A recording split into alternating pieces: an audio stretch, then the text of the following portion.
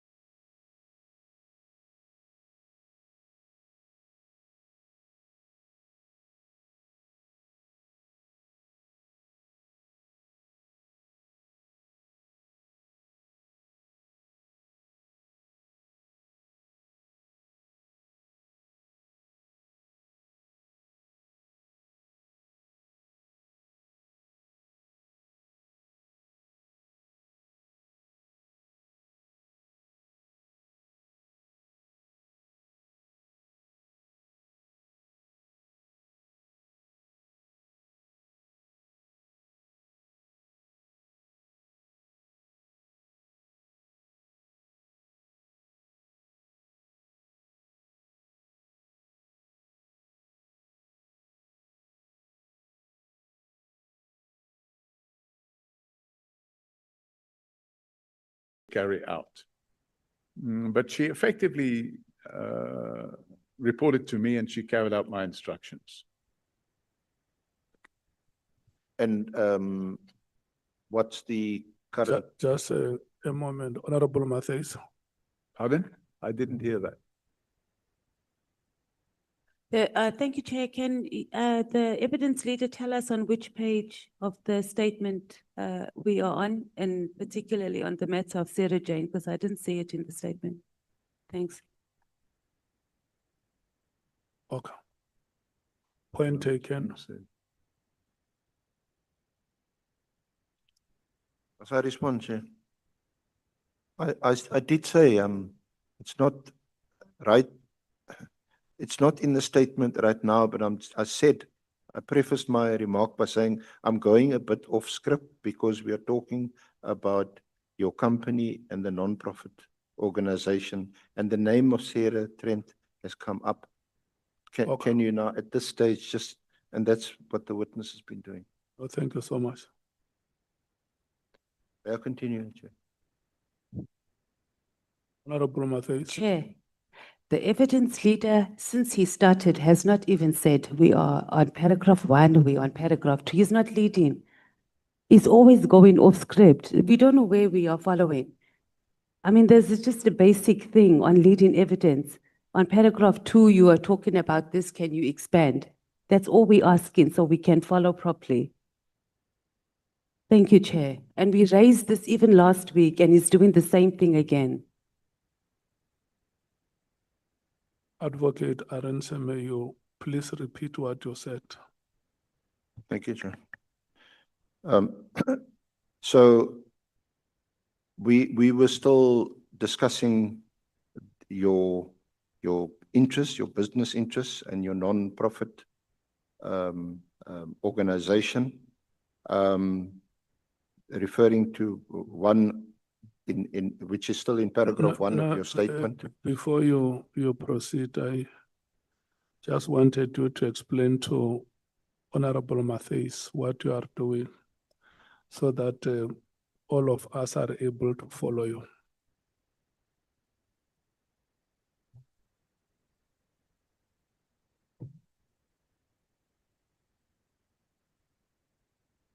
Sorry, Chair.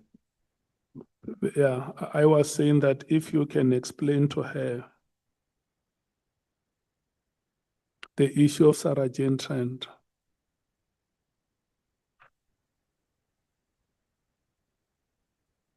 May you please explain to her so that she understands what you are. It's not that I don't understand. I get that the senior counsel is even saying he's going off the beaten track. I'm saying that since the senior counsel started, he has not even pointed us to a single paragraph. And I'm just asking that he affords us so we can follow on the statement what it is we are dealing with.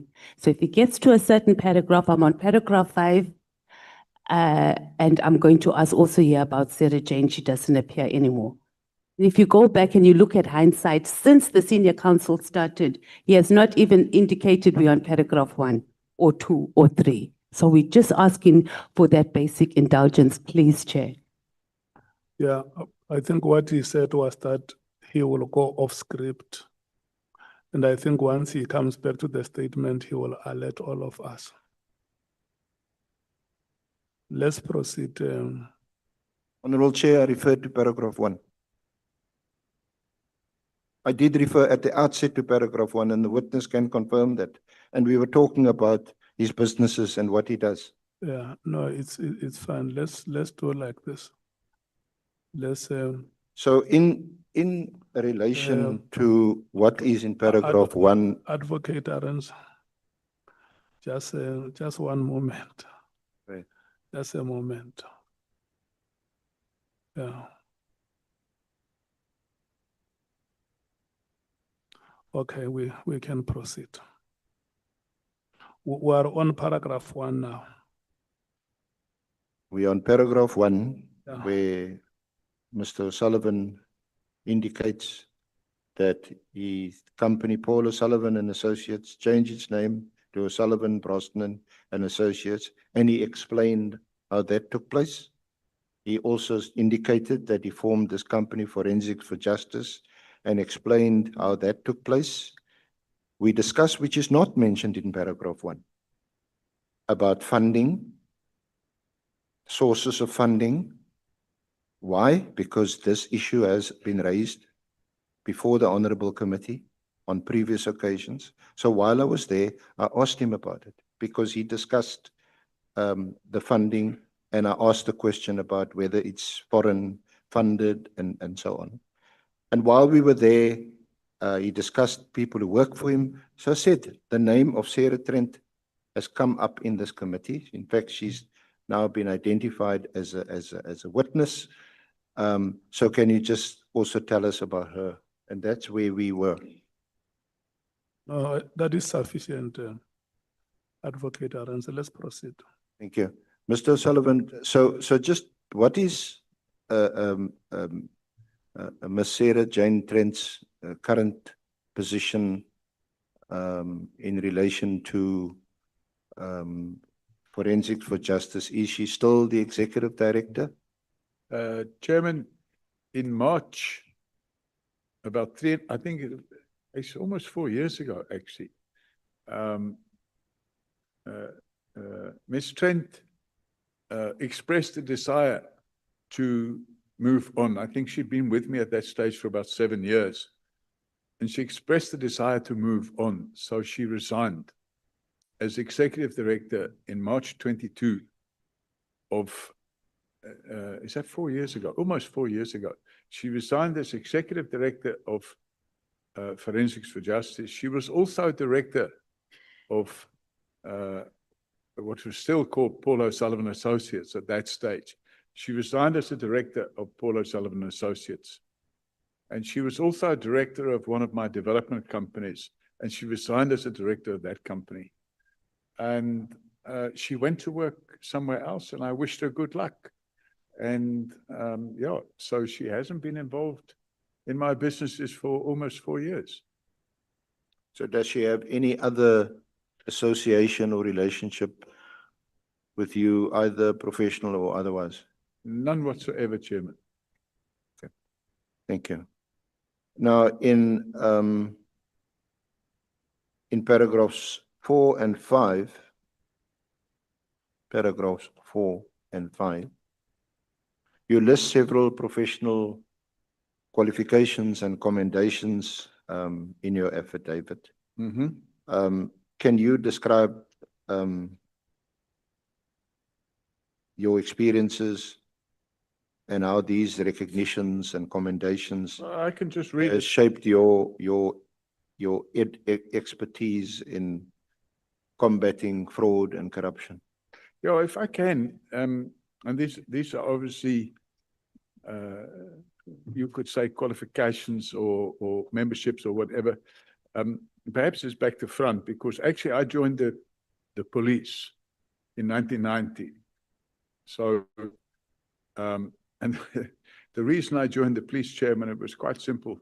I was running a property development company at the time, and I had a secretary.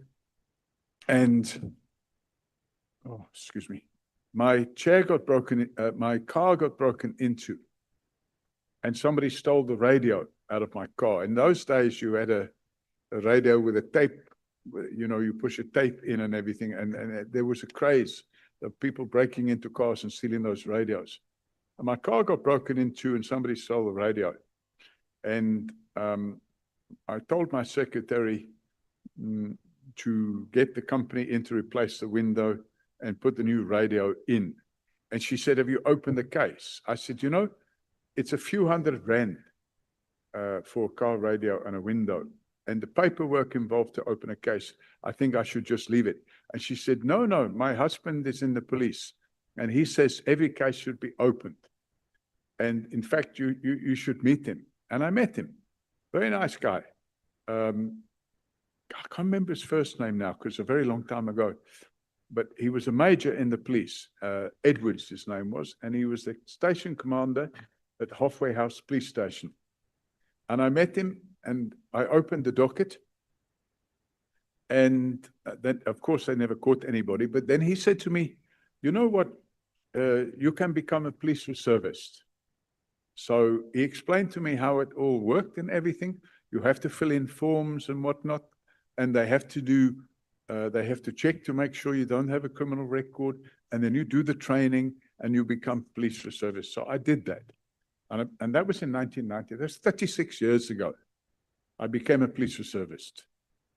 And I realized that it was important in this country, not just to be a taker, but to be a giver as well. So I started contributing. And my contribution was to work hard as a police reservist, and that's what I did.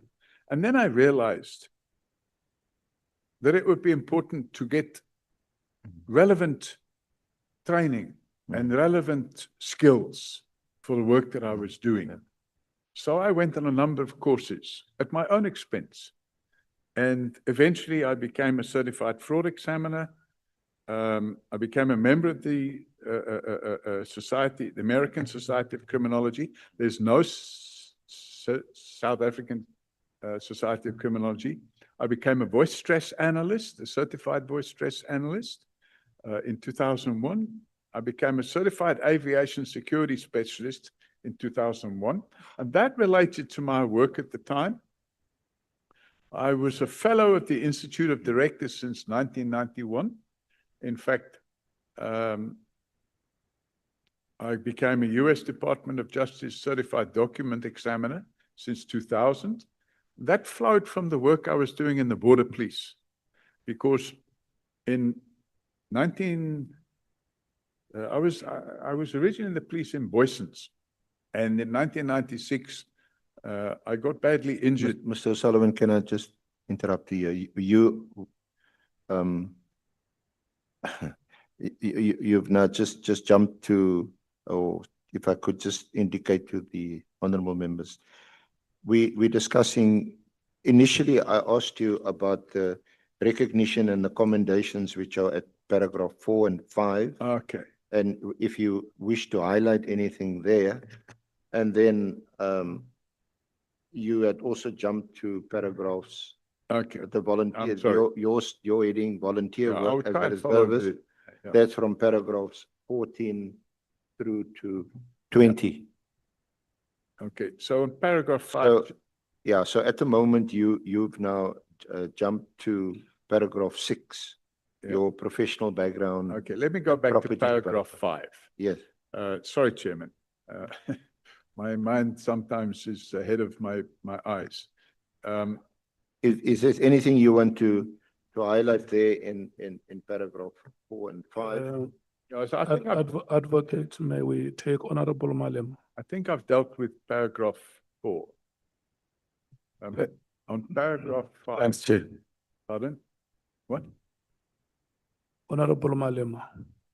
Yeah, I wanted to check maybe that the evidence leader is now referring us to paragraphs, because I thought they were still going to come to paragraph 3, where the witness suggests that we can't ask him questions about anything before 1990.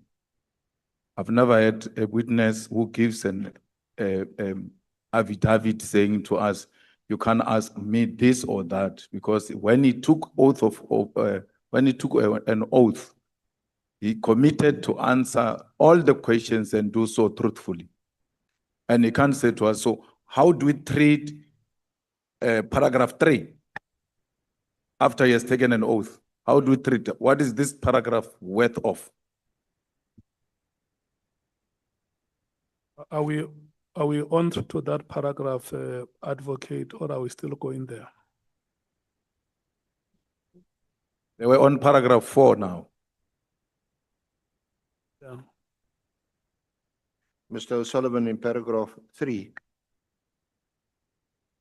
highlighted now by Honorable Malema, is that for reasons of personal and family security, you will not engage in discussions concerning your family, background, education, or business interests in South Africa or overseas prior to 1990. For what reason, or why do you mention that? Chairman, just for personal security, over the last 15 years, there's been 10 attempts on my life. In 1996, I was shot 3 times. There have been multiple attempts on my life. And Chairman, unfortunately, the criminal element, what they try to do is they try to find out things about you, which is of a personal nature. They want to know, where's your business interests? Where are your children living? Where are your properties? So I've made it clear that I'm not going to be providing any of that information. It's just not going to be advanced. And we can sit here all day and you can ask me a million questions. I will not provide that information. I'm entitled to protect my own personal interests and to protect my family interests. And I intend to do that, Chairman. You have already mentioned that you have 7 children. Yes, I have 7 children, but I'm not giving all their names out, and I'm not saying where they are and what they're doing. You know, I have the right to protect my family and my interests and my personal interests. And the dirty games that are being played by the criminals that I've been exposing, as I've said prior to this, Chairman, there have been at least 10 recorded attempts on my life. There are people on trial at this moment in time for trying to murder me, for nothing more than exposing their criminal conduct. Let's just hold it before I take you, Honorable Malema, for a follow-up. Yeah, I note your hands. I don't think that it will be fair for you to make a statement that we can sit here for the whole day. I can't hear. Sorry, Chairman, I can't hear what you're saying. Yes, I'm saying that I don't think it's fair for you to make the statement that we can sit here for the whole day. Surely you could get a better way to say it, isn't it? Well, we don't have to sit here the whole day, Chairman. Yeah. I prefer to just get on and give my evidence. No, I'm saying on the question, whether you are prepared to answer for matters before 1990. Yeah. And then you say, no, we can sit here for the whole day. I'm not going to say anything. I don't think it's a better way to say it. You could have found a polite way to make that statement. Do you agree with me? A point taken, Chairman. Thank you. Honorable Malema. No, thanks, Chair. I don't think it is correct for the witness to write his own questions and answer them. He can't say to us, we can't ask him anything about things that happened before 90.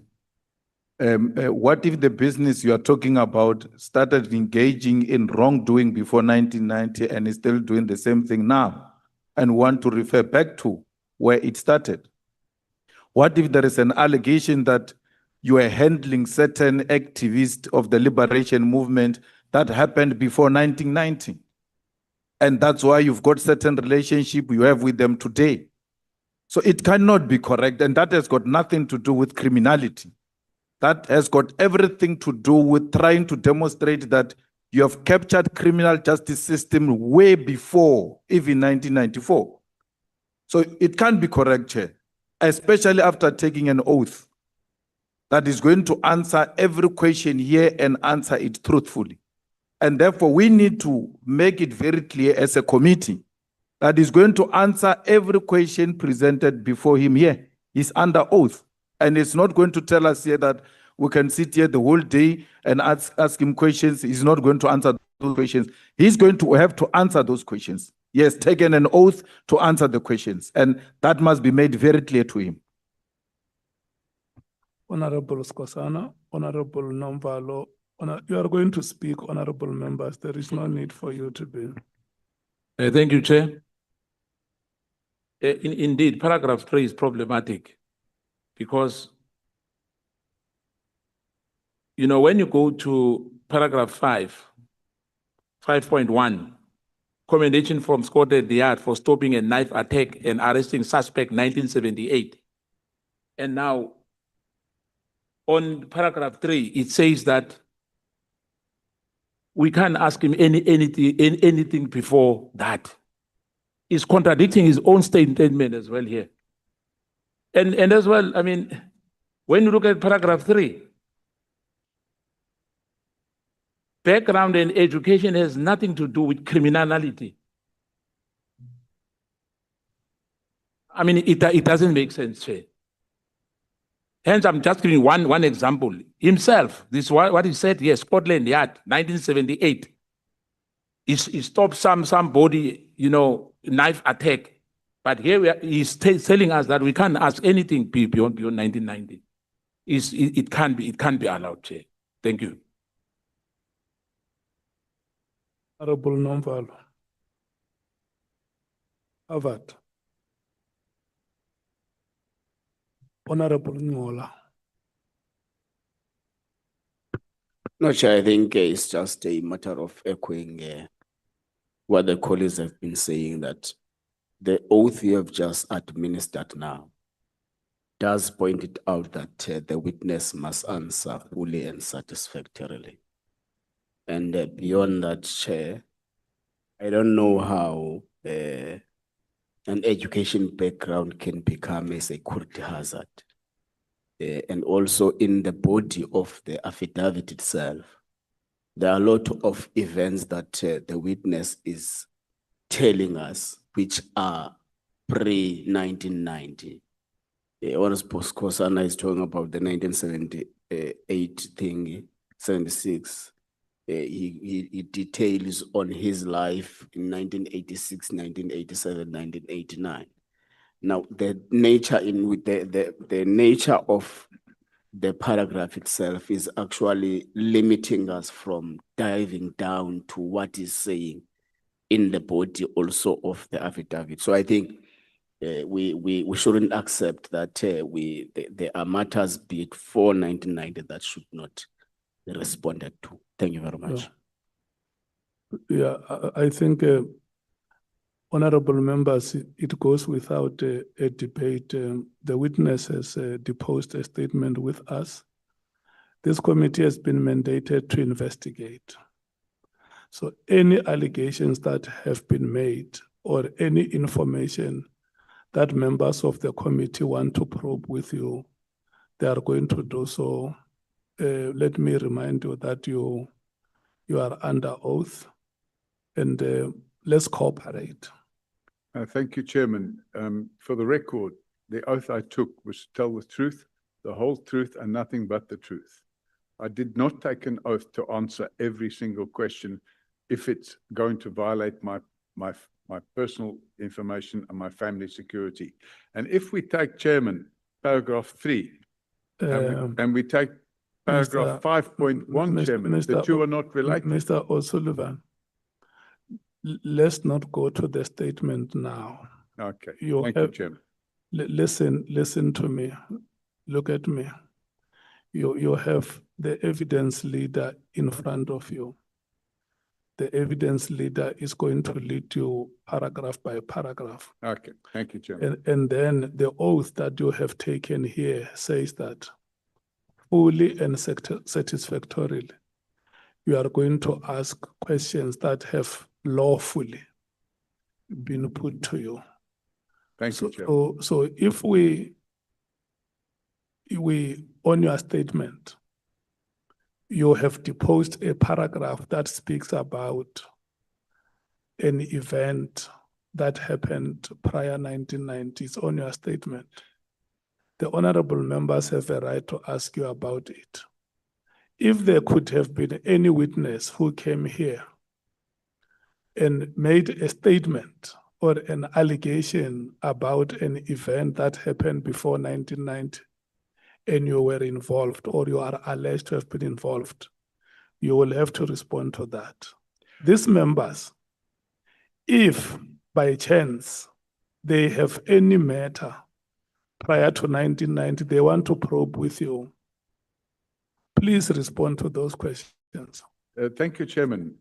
But for now, I want you to follow the evidence leader. The points I'm making here must not be points for debate. Yes, thank you, Chairman. And without sounding argumentative, the reality of the situation is that the qualification about prior to 1990 says, for personal and family security, I will not engage in discussions concerning my family, background, education, or business interests in South Africa or overseas prior to 1990.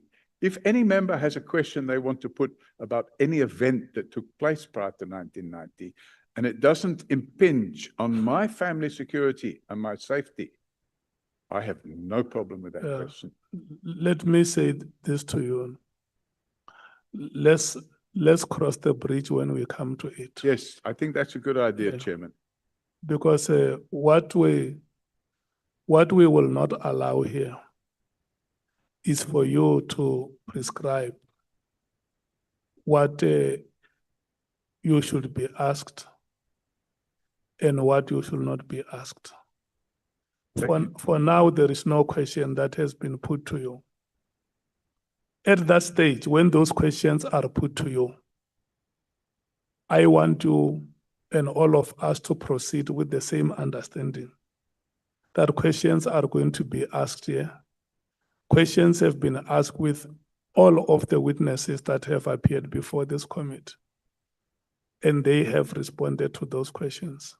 There are witnesses, for instance, some of them were asked very, very sensitive questions, including their romantic relations.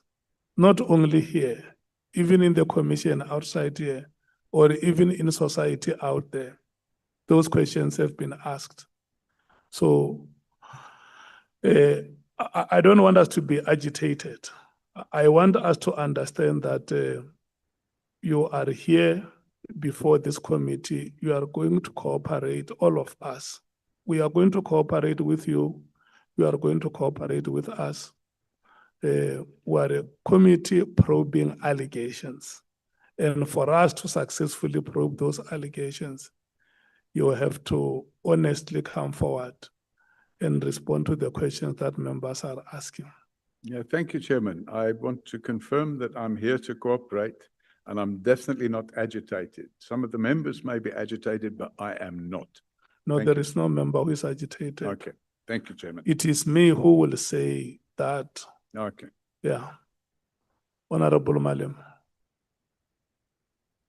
No, thanks, Chair. It's not about whether the question will arise or not. That statement by its own nature is wrong and it must be removed. Before we proceed, we must agree paragraph 3 must be expunged from that affidavit. Because even if he had not written that in that statement, in the affidavit, and someone was to ask a question that is uncomfortable with him, he will bring that to attention and he will make that ruling. Now, if we allow him to proceed with this paragraph 3, it means we allow him to tell us which questions to ask him and which questions not to ask him. We know how we work. We cannot be told in an affidavit, you are not going to ask me questions that happened before 1990. If we allow that to happen, we are setting a wrong precedence. He can't tell us that. He needs to remove that paragraph. We need that paragraph removed. He can't tell us which questions to answer him, which questions not to answer him. If there's a question that is security threat or incriminating or any other matter, you are well placed to deal with those matters. We cannot be told by a witness that you can do anything before 1990, I will not answer. You can even sit here the whole day, I won't answer anything before 1990. We are going to come out of this committee looking like clowns that were told by witness which questions to ask him, which questions not to ask him. He's going to be speaking about other people here. He's going to be speaking about other people here, and he doesn't want to be asked questions about himself. Well, he must be asked questions about himself because he's also going to talk about other people. And he already calls them criminals. So he needs to remove this paragraph 3. It's not about whether the question will come or not. This is just like a principal telling us that we must not go beyond 1990 on this textbook. It can't be corrected. It has got everything else to, it smells like supremacy. And we can't sit here with our clear conscience and allow it to proceed like that. We need to be advised from evidence leaders' point of view. I may not know the law. In a situation like this, what do we do? Where this paragraph in a signed affidavit is very problematic. It tells us from right at the beginning, you are not going to ask me anything about 1990. Even if you try, we can sit here the whole day. I want to answer that. And then we say, let's proceed. That is a very disrespectful statement, which must not be accepted by this honorable house. Thanks, Chair. Advocate Aransa.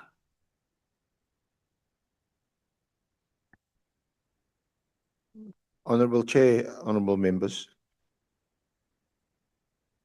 In relation to no witness that has appeared before this honorable committee, including Mr. O'Sullivan, are we bound by what a witness says in his or her affidavit that they place before the committee? In fact, I've already asked several questions which do not appear on the statement, and where Honorable Matthys had said, where's the reference to it in the statement? So we are not bound by the four corners. As evidence leaders, we consult with a witness, all the witnesses thus far. Some of them insist that they want certain things said in an affidavit or removed from an affidavit. We exchange drafts with them, and we settle the affidavit not on the basis that this is a document that's been agreed. Otherwise, you don't need us. You can just place the affidavit before the honorable committee, and the witness can read it and they can ask him questions. We place it before the committee to facilitate the leading of evidence, but in many instances, in some instances where I've been criticized, we go out of the affidavit because we tell the witnesses in consultation, including Mr. O'Sullivan, that we will put to you contrary versions of other witnesses or other information or other evidence that we have gathered, and we will ask you about that. And again, it's not for them to agree that that's the case or not. That is the nature of them giving evidence. The purpose of putting a written affidavit before the honorable committee is to facilitate the interaction with the witness. What is important is the oral evidence given before the committee. I'm glad Honorable Madema raised the issue of what is contained in paragraph 3, because I was going to ask Mr. O'Sullivan, if it's, one can understand, and hopefully we all understand, that issues of safety and security, especially regarding your family and your personal security, all of us would be concerned about that. But there seems to me no reason why we cannot ask Mr. O'Sullivan about his life, his career, his qualifications preceding 1990, especially in the context of a question I've already asked him, which is not in his affidavit, is there's an allegation that you are funded by foreign agents. Are you a foreign agent? That's what people are curious about. And because of his role in crime fighting, crime prevention for some 36 years, he's become a prominent figure in South Africa. And it's entirely relevant that people want to know, where do you actually come from? And what have you done before you came to South Africa? Okay. So, with your leave, I want to ask him that. And if he doesn't want to answer me, then I'm sure honorable members will ask him when their turn comes to ask him questions. I want you to proceed with the leading of oral evidence, and we proceed by the decision that that paragraph does not belong here. We don't accept it.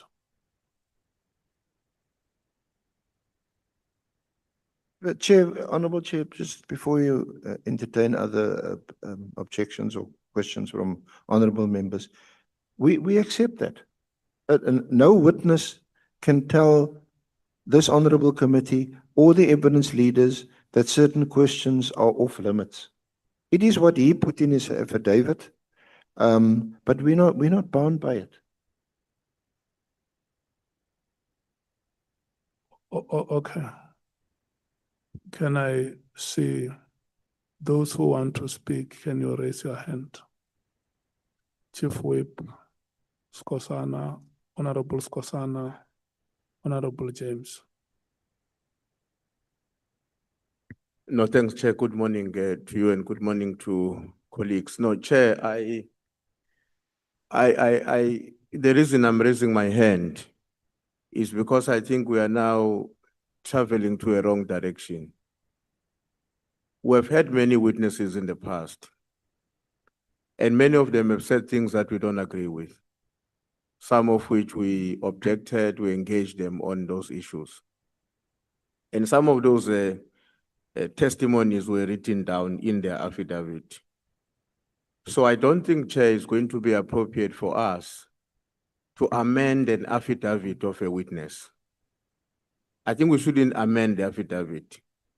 While I agree with the sentiment that no witness should be permitted to tell us what we can and cannot ask him or her, but I equally do not think that we'll be acting rationally if we want to take a decision as a committee that before we proceed now, we are amending the following paragraphs of your affidavit. So my own view, Chair, is that the ruling you made, and I think the additions that were made by the senior counsel are adequate to confirm that we're going to delve into this affidavit and beyond it as we see it fit, and the witness will be required to answer and respond to all questions. But I really would like to suggest that we should not make a call that there are certain paragraphs of his affidavit that we want to agree as a committee we don't recognize or that they don't exist. They exist, but we disagree with them, and we will engage him in the way in which we see it fit as a committee. That's what I want to propose, Chair, because I'm worried that if we take the line that says, let's expunge the paragraph. When we have expunged the paragraph, you are effectively saying that we must adjourn and allow him to relook at his affidavit so that he decide what is it that he's going to sign and bring back to us. So my views, I don't think we should take that route, Chair. I think it's sufficient to take a position that, as he has also himself agreed, he will answer all the questions. And in circumstances where we identify that he's refusing to answer certain questions, he can't say, I'm not doing so because you have agreed with my affidavit. We don't have to agree with anybody's affidavit here. All we are required to do is to receive a sign-off affidavit. We engage people on their affidavits and beyond. So that's what I wanted to say, Chair. Thanks. Honorable Skosana. Thank you, Chair. Chair, I think we have to know about Mr. Paul O'Sullivan, Robert O'Sullivan, biography. Who's this man who's sitting before us here?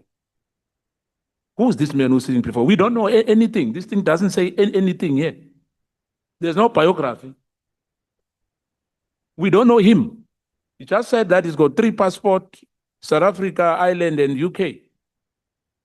That's not enough, Chair. Who is he? The affidavit is before us here, but it's incomplete from the word go. I mean, paragraph 1, I mean, other male, a fraud investigator, and this and that. There's nothing here, Chair. There's nothing here, Chair. We must know who's he. Educational background's got nothing to do with criminality or his origin. As he said, he said he was born somewhere and, he regards himself. This is not enough, Chair. We can't thumbsuck here. Every witness who said here, we know exactly from the beginning, the introduction is clear. As you sit there, Chair, you don't know as well. As you sit there, you don't know who's the man sitting before us. Besides that is Paul Robert O'Sullivan. Where is he from? Educational background, I mean, Chair. No. Chair, he must tell us who is he. Thank you, Chair. Honorable James. Chair, with all the other witnesses that have appeared before us, a precedence was set. We had a CV on record. Where is Mr. Paul O'Sullivan's CV? I want to echo the sentiments of MK. Ons weet nie wie is die man wat voor ons sit nie. We've jumped into his career and everything without a CV. Where is his CV? And he cannot come here and tell us that we must dance according to his tune. He basically said to this committee earlier on, I am here and I'm here to only speak my truth. He made it clear to us, we cannot allow that and we won't accept it. Thank you.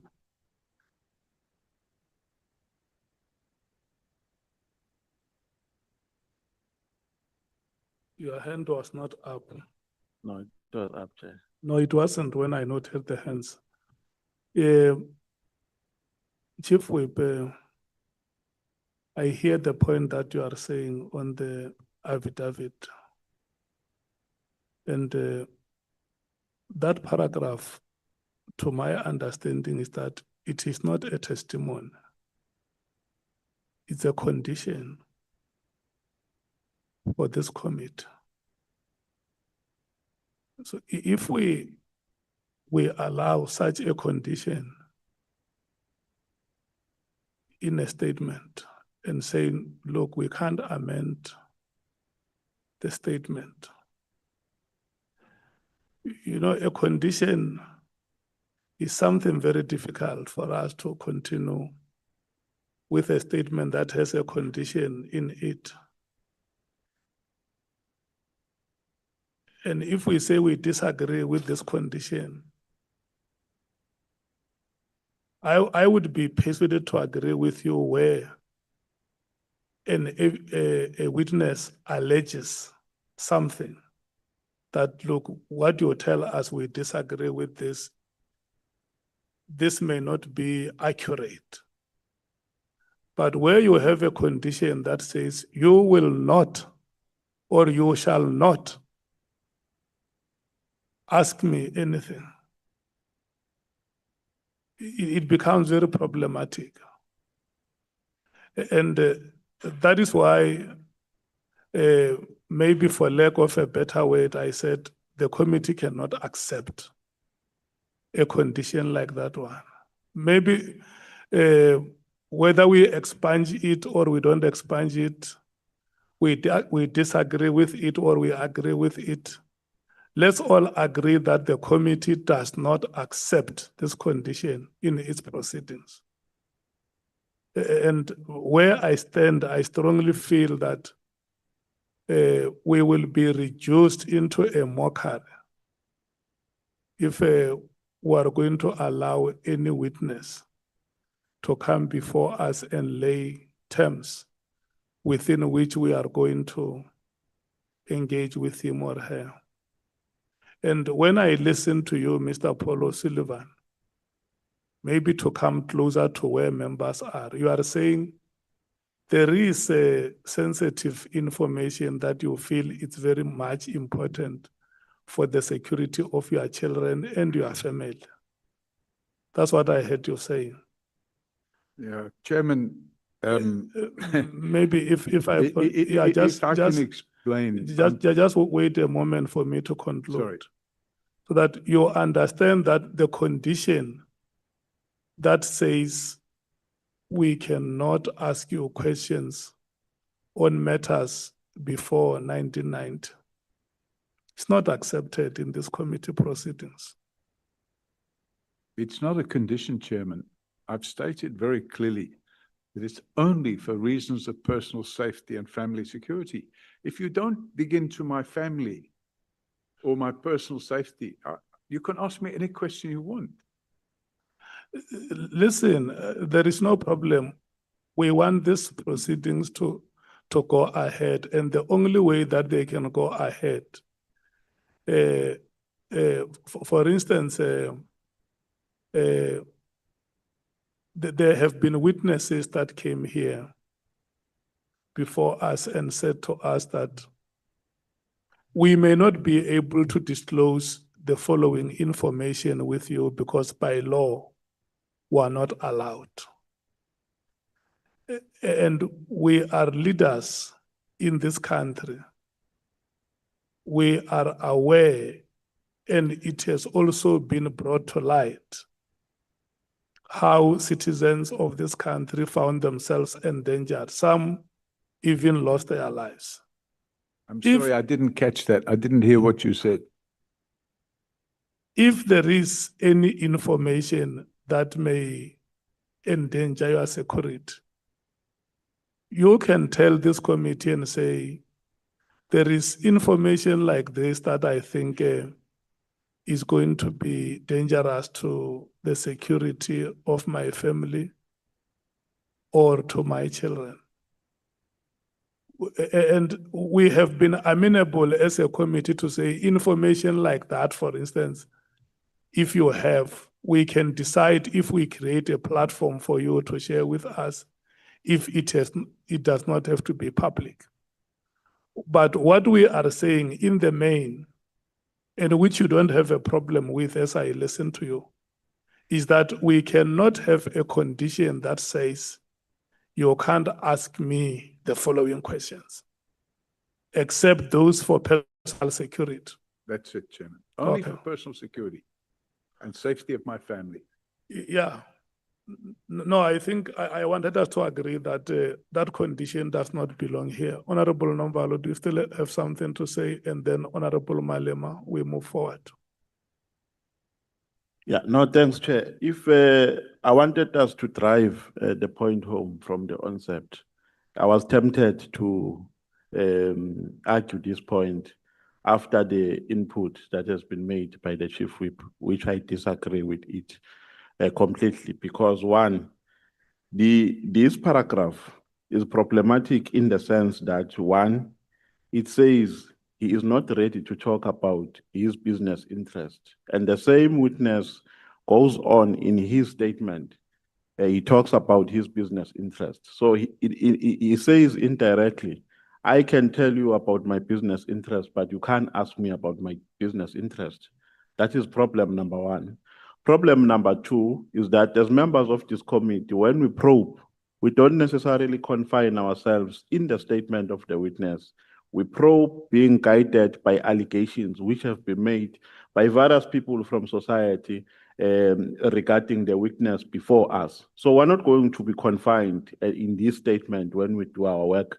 We will ask questions which we think are relevant at that particular time.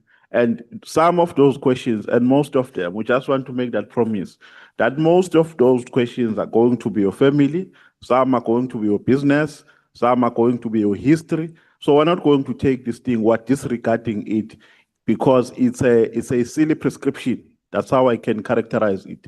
And we're not taking it, Chair. So we can't massage and try to put nice English and make it look better, whereas it is actually nonsense. It doesn't make sense. So we're not going to take it. This paragraph does not exist. We're not amending anything, we're disregarding. There's a difference between the two. We're not amending, we're disregarding, we're saying it does not exist because it is a problematic directive. Thank you.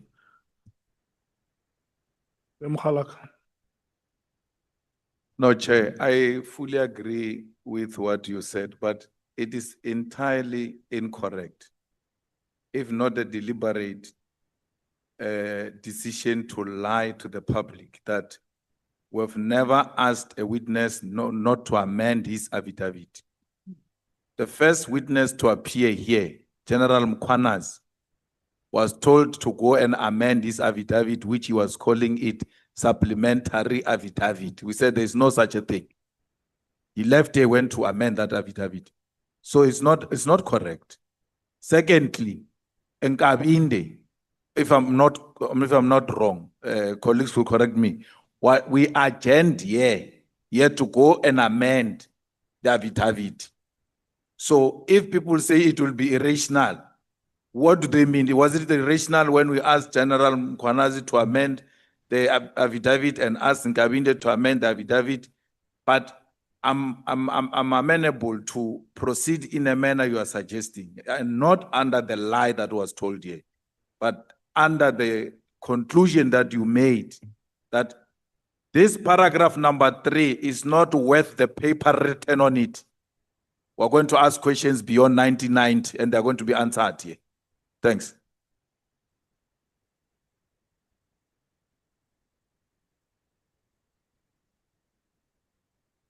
Okay, Chief Whip. No, Chair, I think you will have to bear with us because it may be necessary that we have this debate. And I'm not going to accept that I have lied.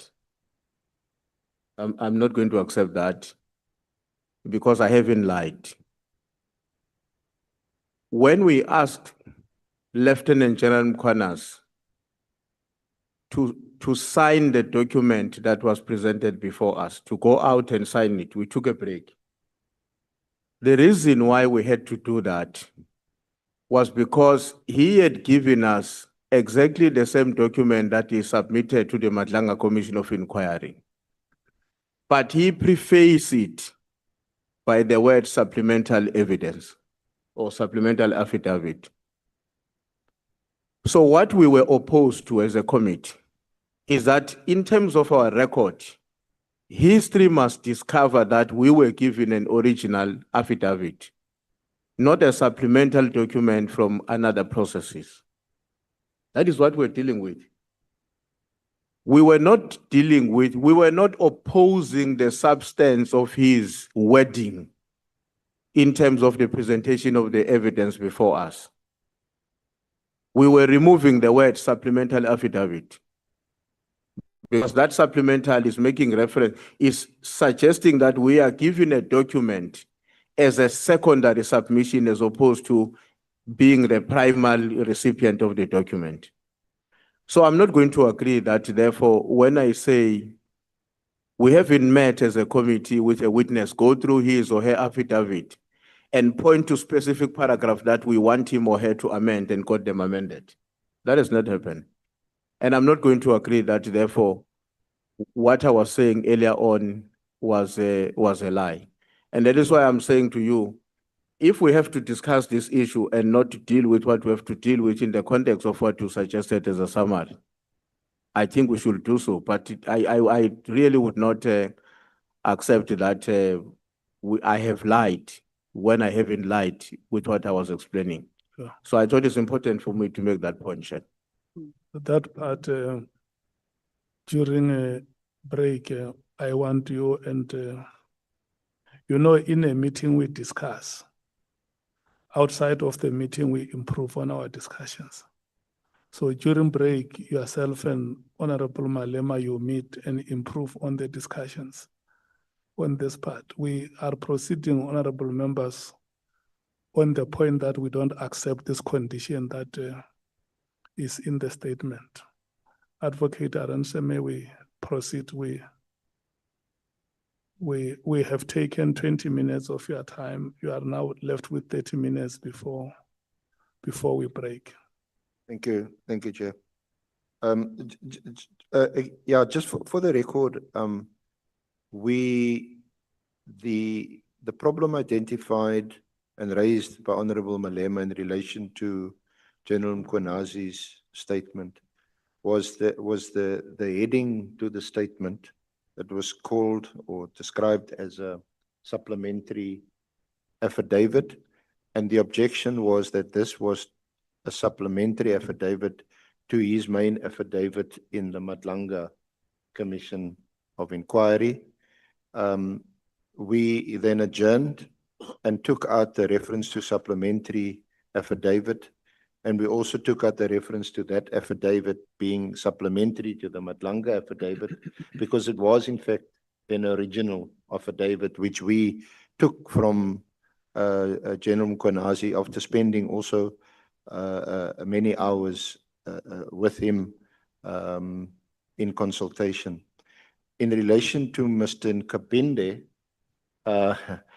you remember during questioning, I think I was still questioning him, but then a point was raised. I forget who the honorable member was, but then he mentioned that this was a thumbsuck. And there was an outrage amongst committee members. And at that point, it was decided to adjourn, and he must go back and present us with another affidavit. So with respect, the two instances are very different. I think certainly as evidence leaders in this committee, we are all agreed that Mr. O'Sullivan cannot tell us what he'll answer and what he won't answer. If he does, then obviously he'll have to justify it. And I think we all accept that when it comes to his personal safety and his family safety, that such questions, subject to your discretion, Chair, you may decide. But I want to proceed. I want to proceed to ask him some questions which are not related to, or which wouldn't impact on his family or his security, because I think as one of the honourable members pointed out, he already does in his affidavit, which is before you, in paragraph 5.1, he talks about the commendation from Scotland Yard for stopping a knife attack and arresting a suspect in 1978. And in paragraph 6, he also says that as in his professional background, that in 1984, I was engaged in property development and investment activities in the UK, and I invested in property in South Africa.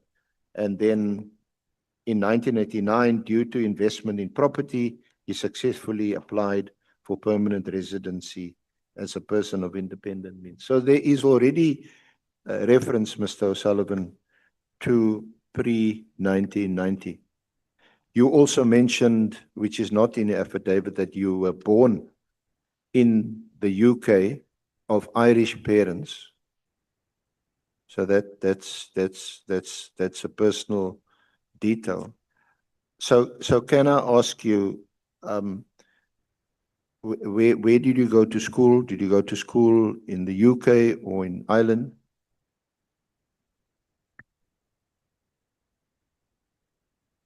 Chairman, I went to school in Ireland Okay. and in the UK. Okay. And after your schooling, did you go to any tertiary institution, any university, any college? I studied in London and in Manchester. What did you study? Electrical engineering and electronic engineering. Are you a qualified engineer? Not anymore. You know, you have to have what they call continuing professional development. And I ceased engineering work probably 30 years ago. I stopped being involved in engineering activities about 30 years ago. I was registered with an institution in the UK, and I never registered in South Africa because actually I decided that engineering wasn't for me. And from 1981 to 84, you were consulting building services engineer for IBM. Correct. In the UK. What other work did you do whilst you were either in the UK or in Ireland? Whilst I was in the UK or Ireland, Yeah. after 1984, I was involved in property development. Were you at any stage involved in or with the British Army? With what? With the British Army? Chairman, I worked for the British government in counter-terrorism and counter-espionage activities from, I can't remember the exact years, from 73, I think, till 77. And in what capacity, what role did you play? And what activities were you involved in? Chairman, I played the role of counter-terrorism activities and counter-espionage. And counter-espionage involves making sure, and counter-surveillance, making sure that the people that would want to do harm to the country, you know, that they should be identified. So yeah, I was involved in that work. And in the course of that work, did you identify any person or persons or organizations from South Africa? None whatsoever. I was not involved in anything of that nature. Did you do any surveillance on any South Africans who were in exile? None whatsoever, Chairman. Because we know, I mean, it's just common knowledge that the African National Congress, for example, was declared a terrorist organization. And even when our founding president was released from Robben Island, that designation, I think, was only removed subsequently. So my question is, if that organization had been designated as a terrorist organization, presumably because it constitutes or would constitute a threat to the UK government or its security, why would you not have been involved in surveillance or Chairman, espionage? my activities related to European environment, nothing to do with Africa whatsoever. My activities related to threats involving Irish terrorism. I'm talking about the IRA and other Irish nationalist units. Now, we also know now, and certainly came to know subsequently, that the IRA, which certainly in our country we regarded. Chairman, I'm just having trouble hearing. Sorry, I said in relation to the IRA, certainly in our country, amongst some of us, we regarded the IRA as freedom fighters, and they were also associated with the liberation movements, the ANC, the PAC. Why would you not have become interested in the links between the IRA and other liberation movements? Chairman, I was far too low down the pecking order. I wasn't making any decisions about where I should be interested in and what I shouldn't be interested in. My activities related to European activities, nothing more. So I wasn't involved, for example, in deciding, oh, you know, I was a young man. I was in my 20s. I wasn't involved in deciding, oh, you know, let's do this and let's. I wasn't involved in any of that in any way, shape, or form.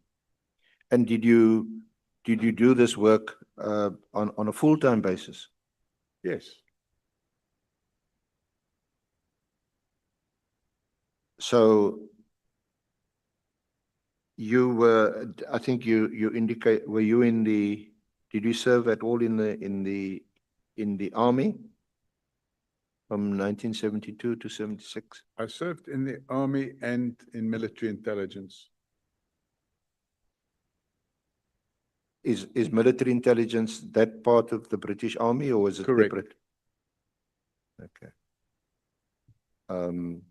And that was up until 1976. 76, 77, somewhere around there. It's a long time ago. And did you leave voluntarily? Yes. Did you leave the army? And to do what? I then went and studied engineering. Okay. So when you did you join the army or were you recruited? I joined. And was that shortly after you left college or school? No, it was after I left school. I hadn't got any tertiary education at that stage. In fact, I started my tertiary education while I was serving. I realized that actually, you know, this type of work wasn't for me. And I started looking at other areas, and I took an interest in electronic engineering, and then I went into electrical engineering. So in that period when you were in the army and in counterintelligence or intelligence, you were just a low-level operative. Very low level. And then subsequent to that, when you went, you then became involved. You went to college. Correct. Yeah, and you studied engineering. You indicated. Correct, Chairman. And was it from 1984 that you became interested or took an interest or engaged in property development? In fact, while I was at IBM, I was in property management at IBM in building services. And IBM was expanding quite rapidly. So we were in the process of buying properties for that expansion. And in about 1984, I realized that there were other opportunities in the property arena, and I decided to pursue those. And I left IBM. Now, in 1989, that was pre-democracy, and we still had an apartheid government in place. Did you come to South Africa to only expand your property interests, or for what reason did you come to South Africa? In fact, Chairman, in late 1988, the property market in the UK collapsed. And when the property market in the UK collapsed, I already had investments elsewhere in the world. And I'd been to South Africa several times for holiday. And I liked the country, I liked the weather, I liked the people. And I decided I'm going to invest in property here, and that's what I did. Did you have any connection or relationship with any persons, organizations, or the army or the police that were involved at that time in 1989 when you came here? None whatsoever, Chairman. Did you know or were you connected to anybody in any of the security forces at the time? None whatsoever, Chairman. Okay.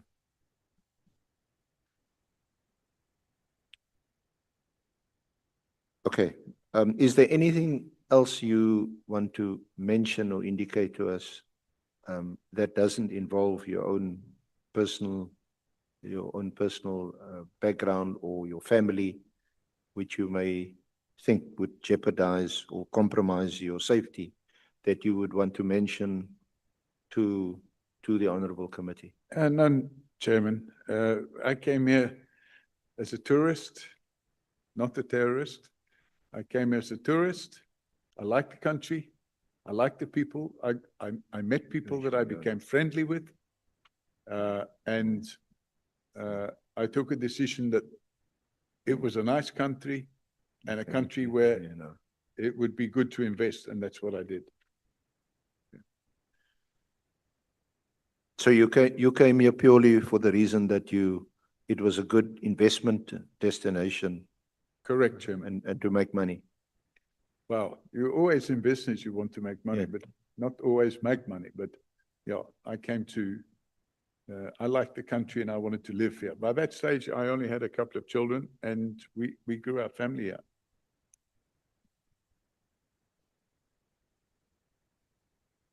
Now, at paragraphs, if we could just go back to the affidavit. In paragraph 6 and 7, you described your professional background in property development, investment, and then you moved to South Africa in 1989. Correct. Okay. Is there anything specifically that you, so that we can move on, in paragraph 6 or 7 that you want to highlight? Oh, I mean, by the time I came to live here, I already owned property here. I purchased property already. And it's pretty much what I've said in the statement. Okay. Honorable Malem. No, Chair, just for clarity, when you say military intelligence, you mean military intelligence section 6?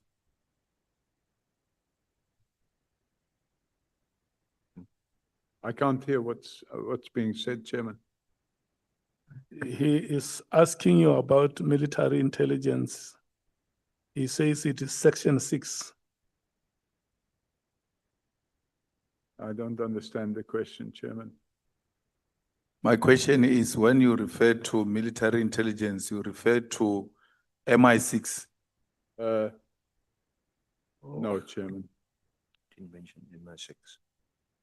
So you were never a member of MI6? No, Chairman.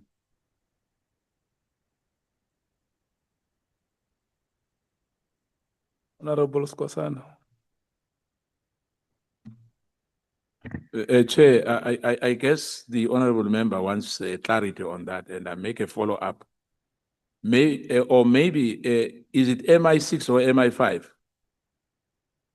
Which we are talking about? It was military intelligence, Chairman.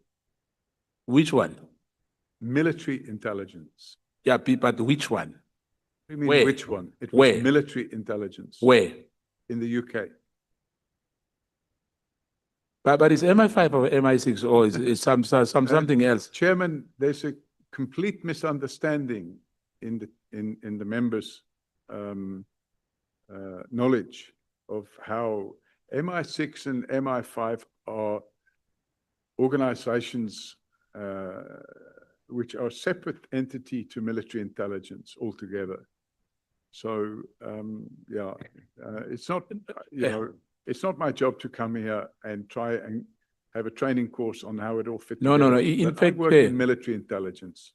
Chair, with due respect, we do our research, Ms. Paul O'Sullivan, because really, hence we were talking about the issue, whether you attended university or college. In your biography, there's nothing. You can't come here and lecture us about MI6. We know what we are talking about. Thank you, Chair.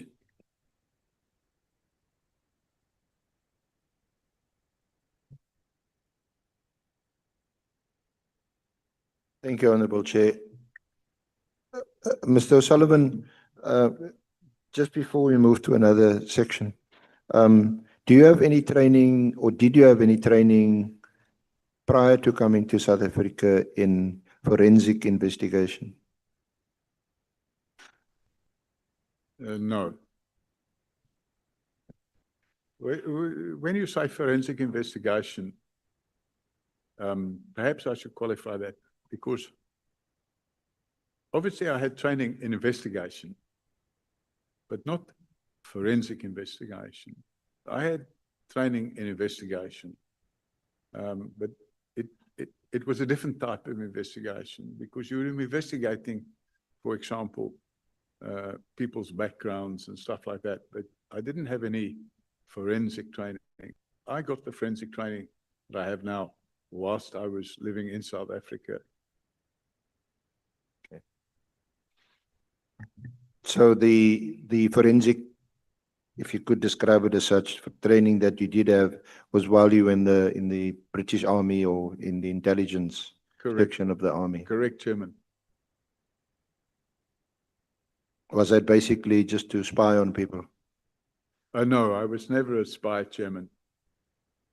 So there's a complete misunderstanding if you think military. No, I'm just asking, you know, please help me. I was Surveillance and spying is a different.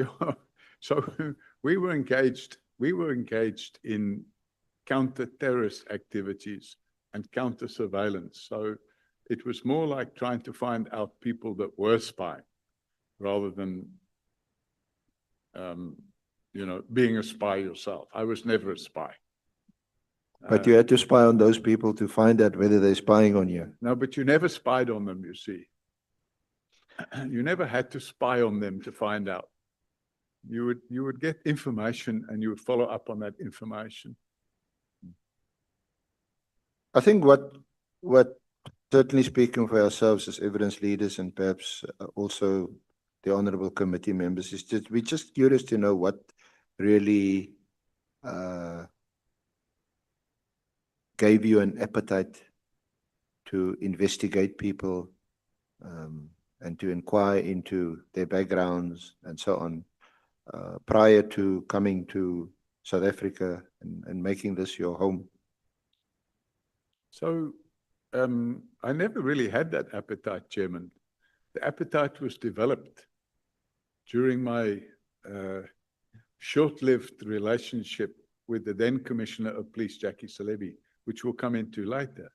But the reality is, before that incident, I never had any appetite whatsoever.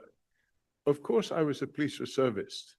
And as a police reservist, Chairman, I did all the necessary training and became proficient in investigating murder and robberies and fraud. And as a policeman, you are expected to be able to investigate these crimes and get to the bottom of it. And that's set out in my commendations. In 1994, I received Police Officer of the Year Award in Johannesburg, not for spying, for investigating crime and getting to the bottom of it. But you did become a police reservist shortly after you arrived in the country in 1990. Yeah, I think you I've arrived been in here about a 1989. year. Yeah. So just before we get to that section, which you have touched on already on being a police reservist, which is from paragraphs 14 through to 20, you discuss it there.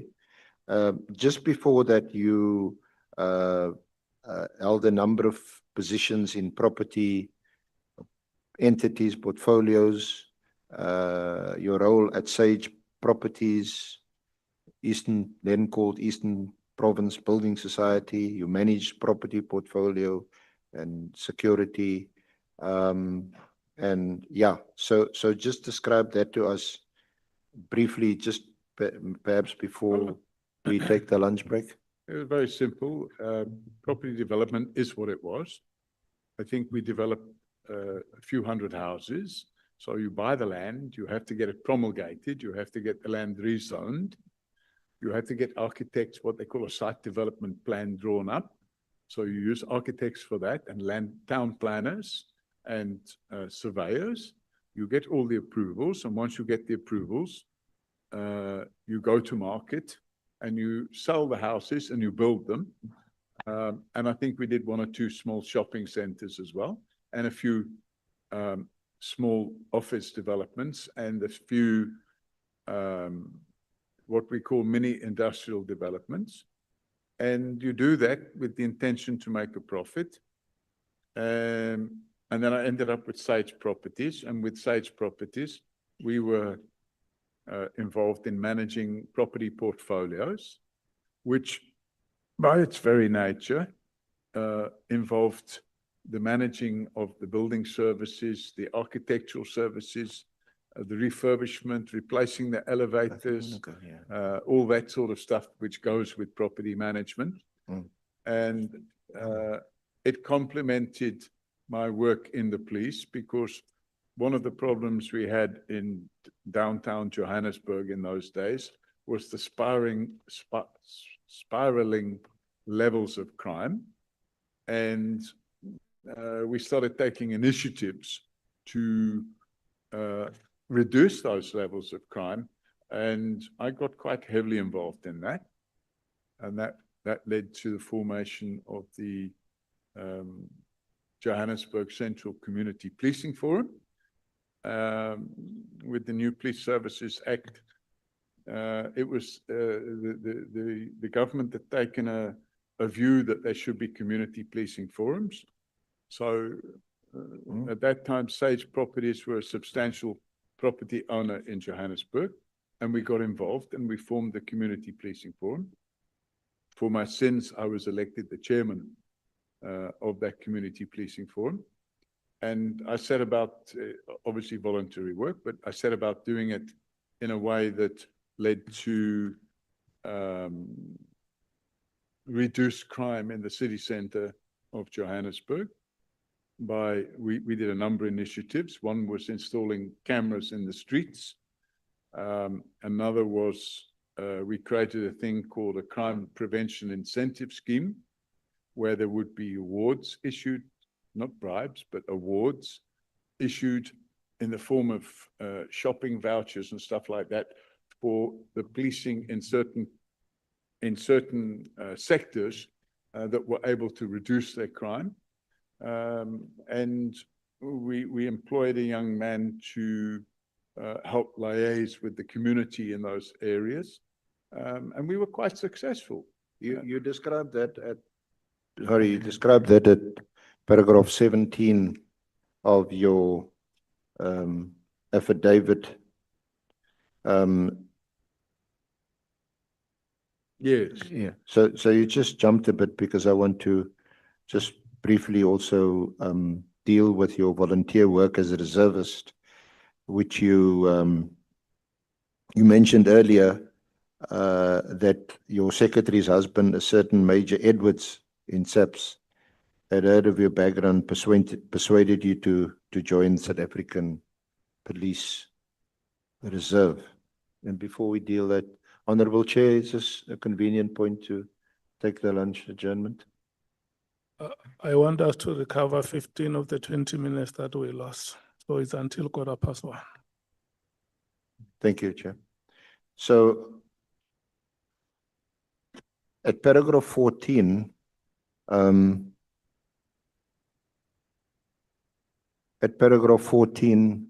you talk about your joining the South African Police Service as a reservist. Can you just discuss that? That's from paragraph 14 onwards. Yes, so I did my training at Halfway House, which is now Midrand. And the reason I did my training there was because Major Edwards was the station commander at Halfway House. And after I finished my training there, they said there was a shortage of detectives in Boysens. And I was asked, would you mind to work from Boysens? And I said, no, that's fine.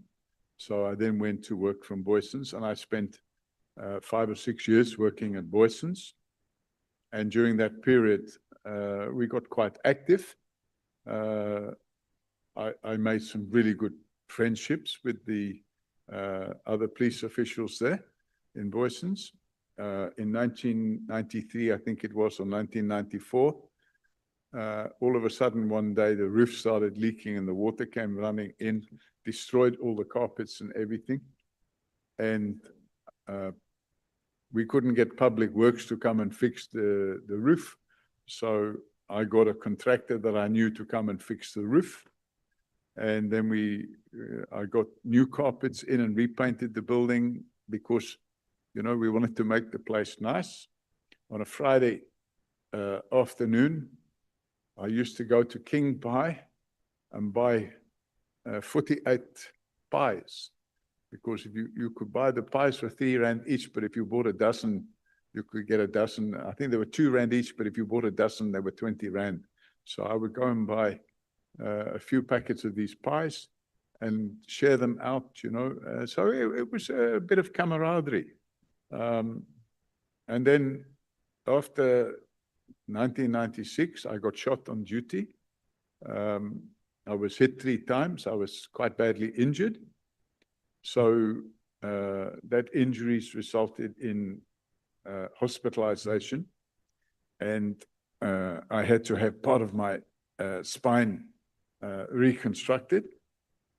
And for a while after that, I wasn't engaged in physical policing, you know, so you couldn't afford, for example, to get involved where you arrest a suspect and he puts up a fight. So I then transferred to what was then called John Forster Square, and I worked in the fraud unit there. And while I was working at John Forster Square, I became unhappy with seeing this statue of John Forster sitting in the entranceway every time you enter there. So in 1997, I brought a petition to the provincial government in Gauteng. At the time, Jessie Duarte, God rest her soul, she was the provincial MEC for safety and security. And I brought the petition to her to change the name of John Forster Square to Johannesburg Central Police Station. And anybody going to Johannesburg Central Police Station today, at the entranceway, you'll see there's a brass plaque where in September 1997, the name of the station was changed. And my name is on that brass plaque as having been the chairman of the Community Policing Forum as well. So by this stage, I'd also been working at the Police Training Centre, where I'd been requested to provide lectures. So I lectured in criminal law A and B, I lectured in police administration, and I lectured in crime investigation and the preparation of sworn statements. And I did that for a number of years. And I think it's mentioned there in paragraph 16 that in 1997, one of our students was Cyril Ramaphosa, who's today the president of South Africa, but then he wasn't even a politician, he was a businessman. And he sat in on the training course that I was running. And we subsequently issued, because he was a very good student. In fact, I remember one of the modules I had to train the student police officials on was the Constitution. Now, the Constitution had only been issued in 1996, and now we're in 1997. And it was very important that these police officials should understand. Sorry, just so that we can just plate the photograph. If we could get some help to plate Annexure A 54 of the Annexure bundle.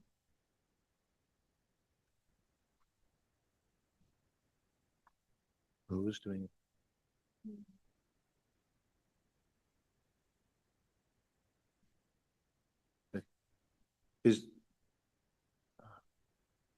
I don't know, it looks like there isn't anyone to assist us. But it's at page 54 of the Annexure bundle, Honorable Chair, honorable members.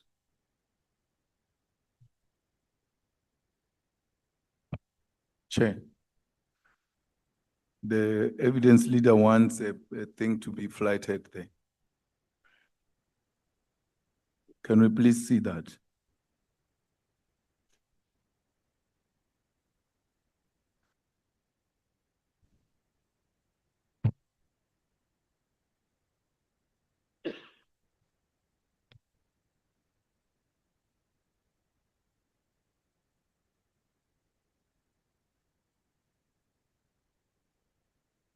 Yes, it's at A54 and paragraph 16 of the affidavit. So while we waiting there, may we proceed, Honorable Chair?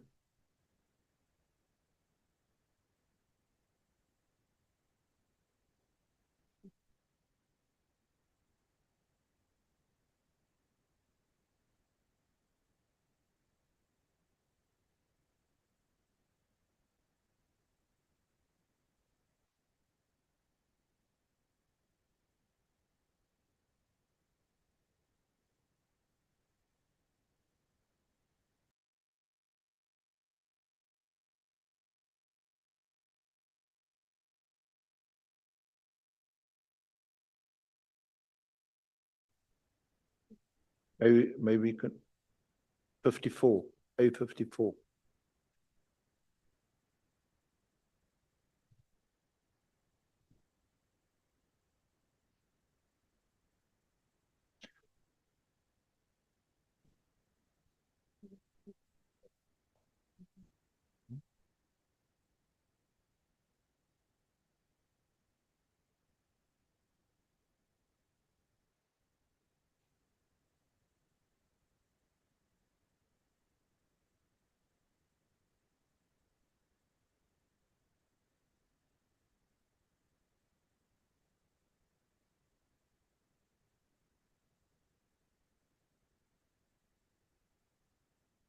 So if I may, in the meantime, continue, Honorable Chair. It's related to that. Can I ask you to look at A53, South African Reserve Police Service, Houghton House Reserve Training Center. It's dated 26 June 1997. Dear Sir, Detective Sergeant Paul Robert O'Sullivan, the force numbers there. The above name has been lecturing at this establishment and external courses since 1993. Currently lectures in the following subjects. And you've mentioned this: the Constitution and Police Ethics, Police Administration and Procedures, Crime Investigation and Scenes of Crime, the Criminal Procedures Act, Criminal Law, A and B, statement taking. So is it in the course of doing that you also trained, amongst others, our president? That's right, Chairman. During the period from 93 till about 2000, I trained 1,500 police reservists in Johannesburg.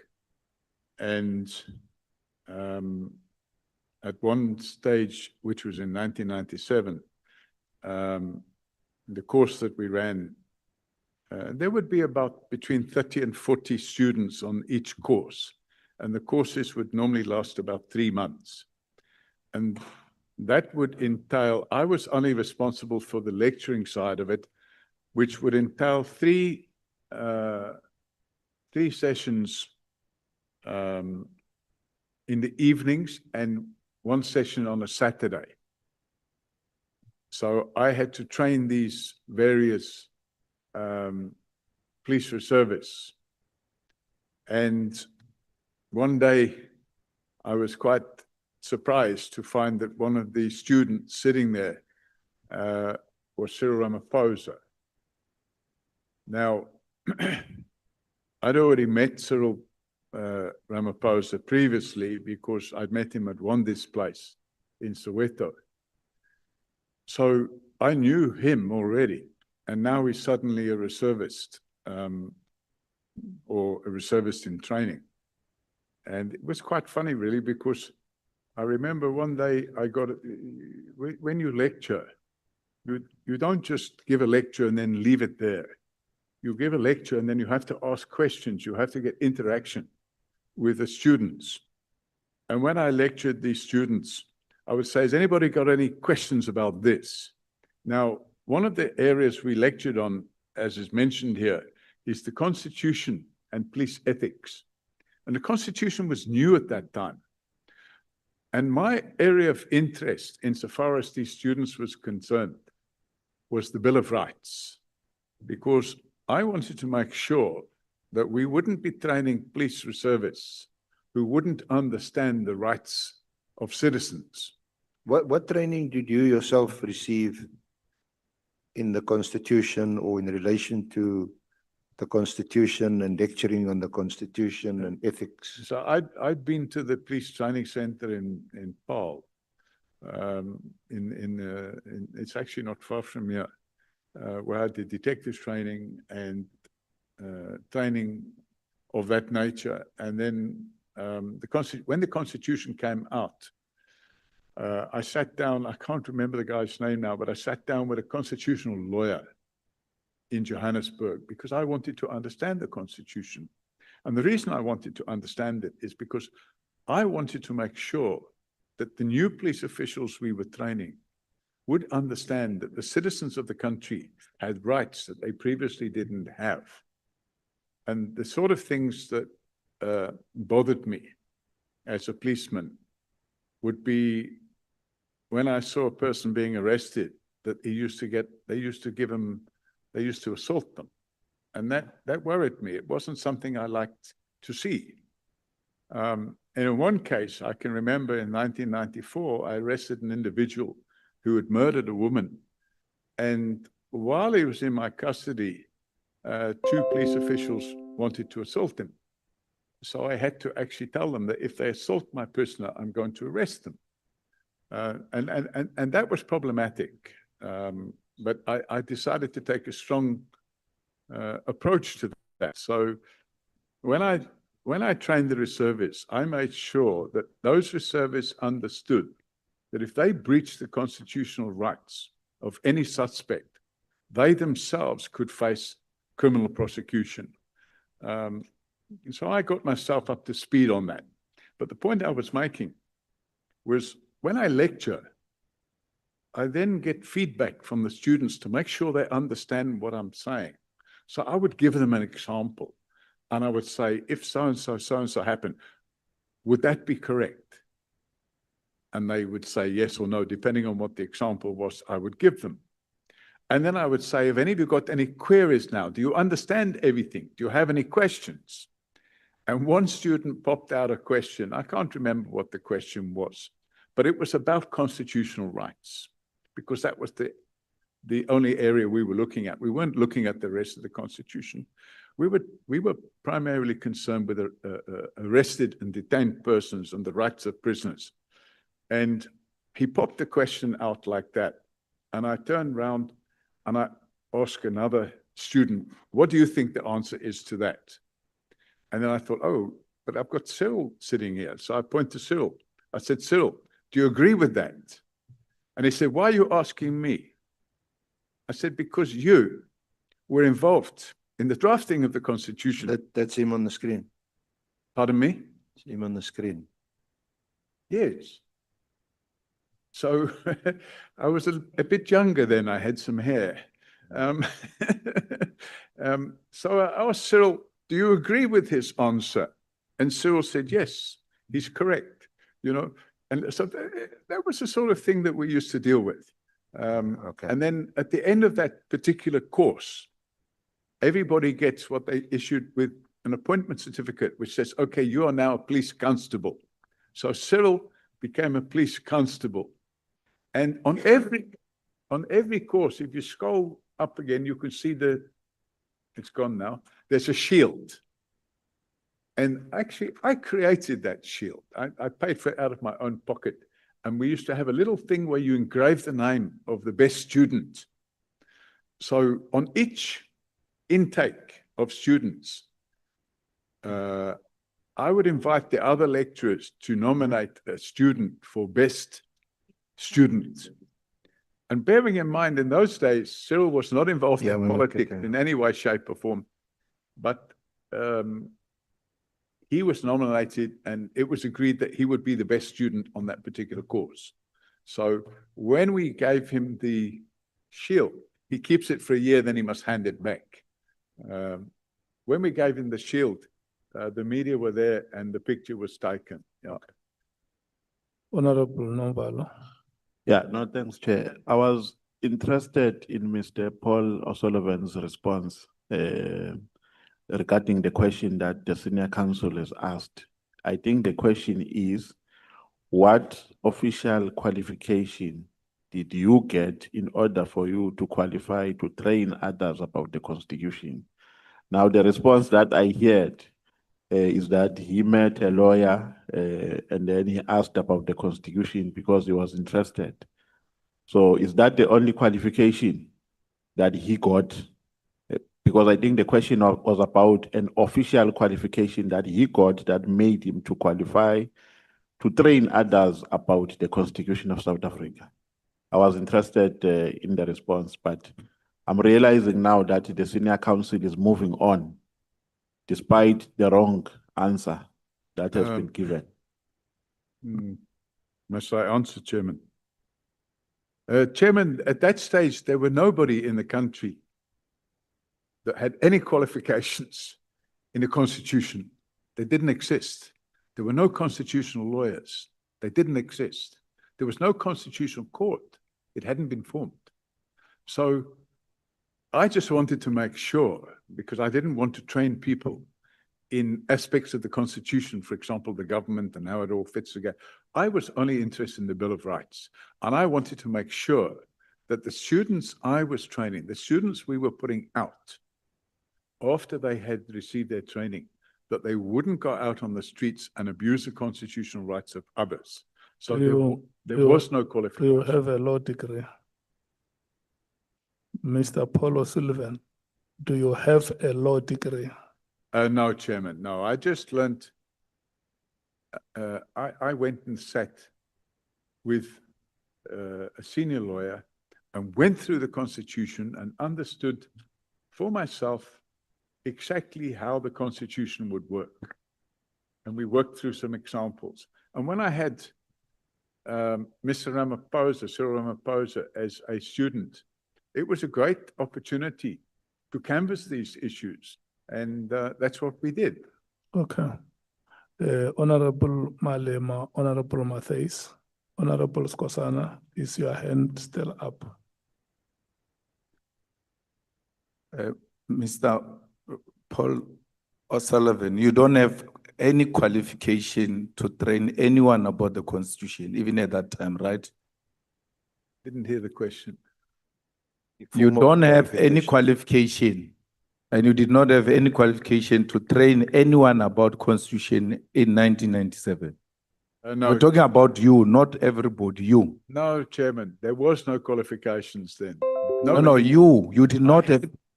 Okay, Chairman, I had no qualifications to train anybody in the Constitution. When was the Constitution adopted? I didn't train them in the Constitution. I trained them on the Bill of Rights.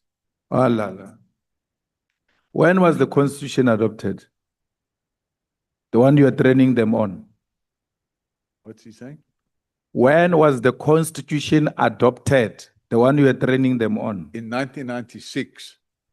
Was Cyril not part of the people who were at the center of developing that Constitution? He was part of the group that drafted the Constitution. So you were training him on a Constitution that he helped to draft? Chairman, Cyril had to be trained as a police reservist. He chose to be trained as a police reservist. So, ironically, that training included understanding the Bill of Rights. It didn't I think I've made it clear, it doesn't deal with the whole Constitution. It dealt with the Bill of Rights and police ethics. So we had a module on that. And for that, we used to use different examples.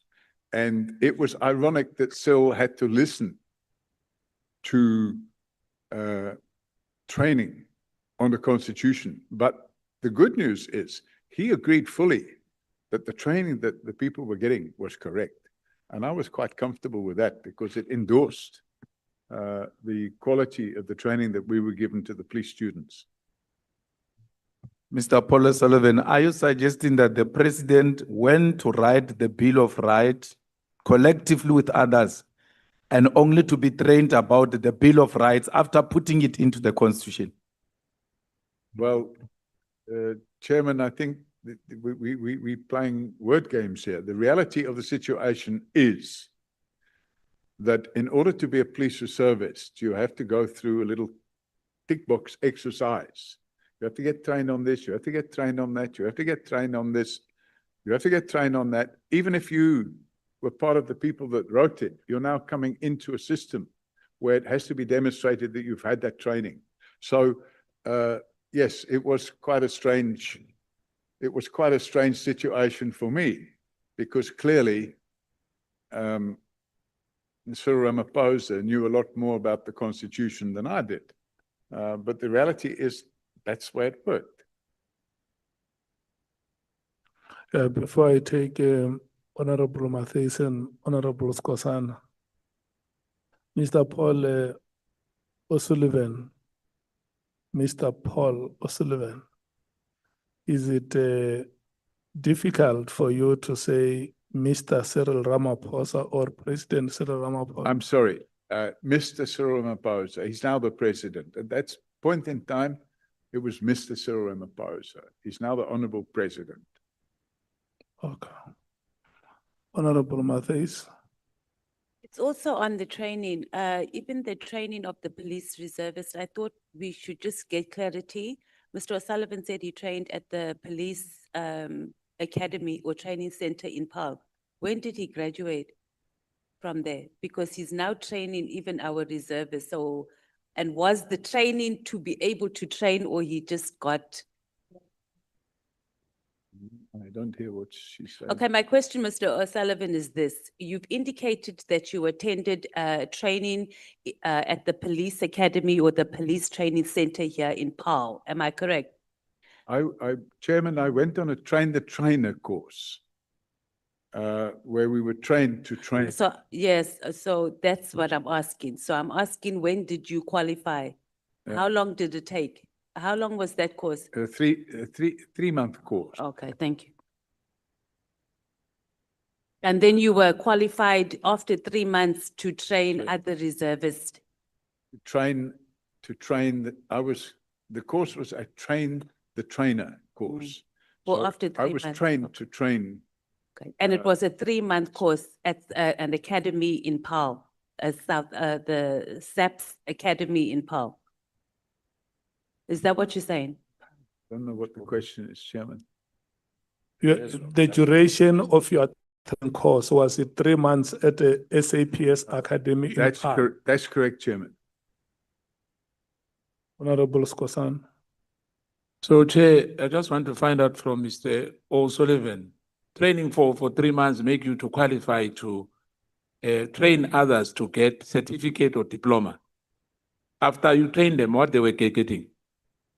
Chairman, we're talking about the early 90s. 1997, not early. I received a certificate that stated I'd been on that course, but I mean, yeah, where that is today, I don't know, because we're talking about more than 30 years ago. Yeah, but my question is what they were getting after you trained them? Pardon? What they were getting after you trained them? Diploma, certificate, or nothing? They got an appointment certificate. No. They got a certificate that stated they completed their training. And the certificate included the modules that they've been trained in. And then once they got that certificate, they were issued with an appointment certificate. So they were getting certificate what? Is this your daily, like you are attending a seminar after you finish a seminar, they give you something like attendance certificate? I can't make out what he's saying, Chairman. So what I'm saying, do you hear me? I can hear noise, but I can't make out what you're saying. No, I think it's coming across distorted. I have a hearing issue and I can't make out the actual words. Yeah, I think you need to get some hearing. Otherwise, we're going to be, repeating the same question over and over again. My issue for you was simple. You trained students, as you say, in 1997. Now, after training, what certificate or diploma, was it 3 months? Were you giving them something, or what was the value of that training? Because yourself, you were not qualified as well. Yourself, you were not qualified. Do you agree? What is the actual question? I don't understand. No, it's simple. If you want to understand, the simple question is, those students you trained, where they were awarded a certificate or a diploma?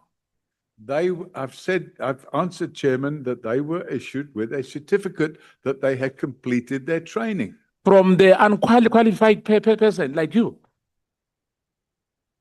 By what? You were not qualified to do that, am I right? I wasn't issuing them the certificate. Who was issuing them the certificate? The training center was issuing them the certificate. But they were trained by you? No, I only trained them in these areas. They had a lot more training. They had firearms training. No, but you said here you trained them. That's what you said. No, what I'm saying is I participated in the training. We are changing now. You never said 15 you participate. 15, I trained. Let's do this, Participate. honorable members.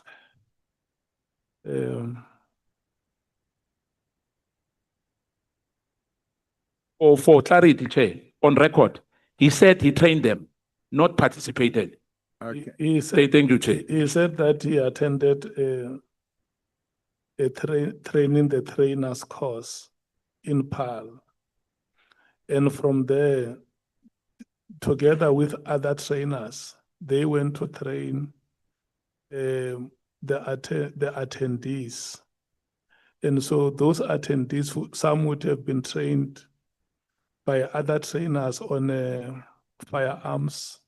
He was training on a constitutional law. Thank you, Chair. I'm saying he said himself he trained them, not participated. Now he's changing. He said he participated. Okay, no, it's fine. Chairman, it's the same thing. I trained 1,500 reservists. I didn't give them firearms training.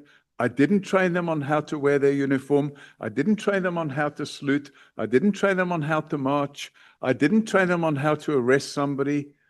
I trained them on the administrative items, which is You had specific themes that you were training on. I trained them on the areas that I was Yeah. trained to train them on, So- and I trained 1,500 of them. When we come back from break, there is a hearing device there. You can try it and see if it will not help you. Honorable James, What did he say?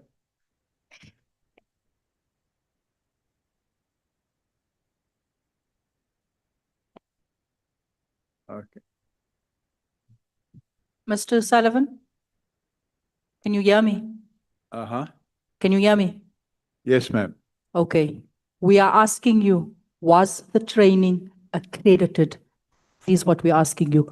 We're not asking you if they've received a certificate of attendance. It's like going to school for 12 years and getting a certificate of attendance. We are asking you, was the training that you provided accredited? That's what we're asking you. Can you answer that, please? Was the training clear? Ayara, was it accredited? Credited? Yes. Yes, it was accredited by the police, sir. By the Madam. police? Yes, it was police training. There was a syllabus that was set there, a set of books. Chairman, we're talking about 30 years ago, but there was a set of books which we had to work through. And the books were issued by the police. And they were a syllabus, and you had to take them through the syllabus. And at the end of it, they got a certificate stating that they completed the training. They had to have exams. They passed the exams. If they failed the exams, training was terminated. okay. And by the way, Chairman, I didn't write the books. I just trained them. Honorable Malem. Chair, I'm just clarifying that the story that he says he has not trained people and the way you were summarizing it is incorrect. It's in paragraph 16, where he explains how he was training people, and then he concludes by saying a total of approximately 1,500 students were trained by me, not trained by us. Trained by me, in his own words, in his own affidavit. Me. No, but I don't think you trained them. I trained them. I trained them in the subjects of constitutional police ethics, police administration and procedures, crime investigation, scenes of crime, criminal law procedures act, criminal law A and B, and statement taking. I trained 1,500 reservists in that training. I agree with you. Unqualified as you are, you trained 1,500. I agree with you. You said that. In crime investigation. Okay. Okay. May honorable members, may we rise and take a break. We will come back at 14 hours.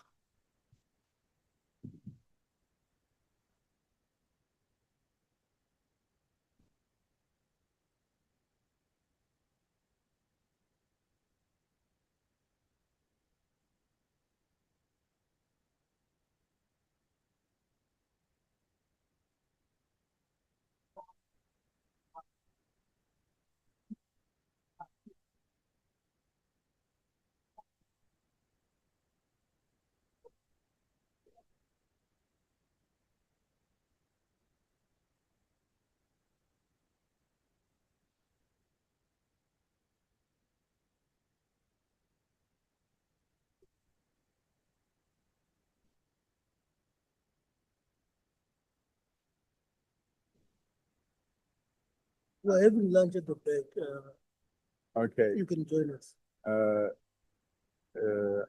don't really eat that much, but I can have a snack. I suppose. Yeah, you know, the mud is,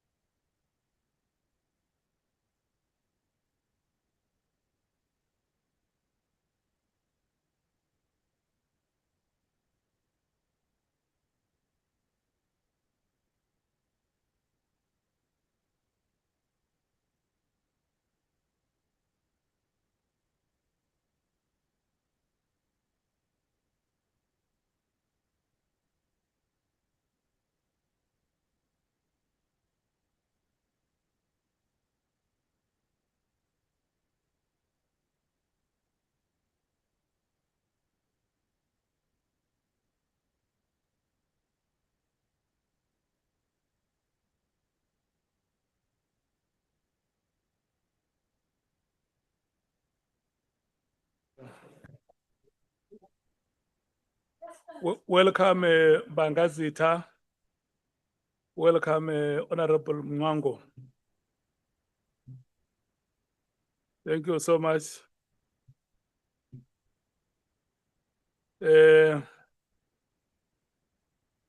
Advocate Arense. Mr. Mpilo, I'm told that you are disrupting the senior council. Yeah.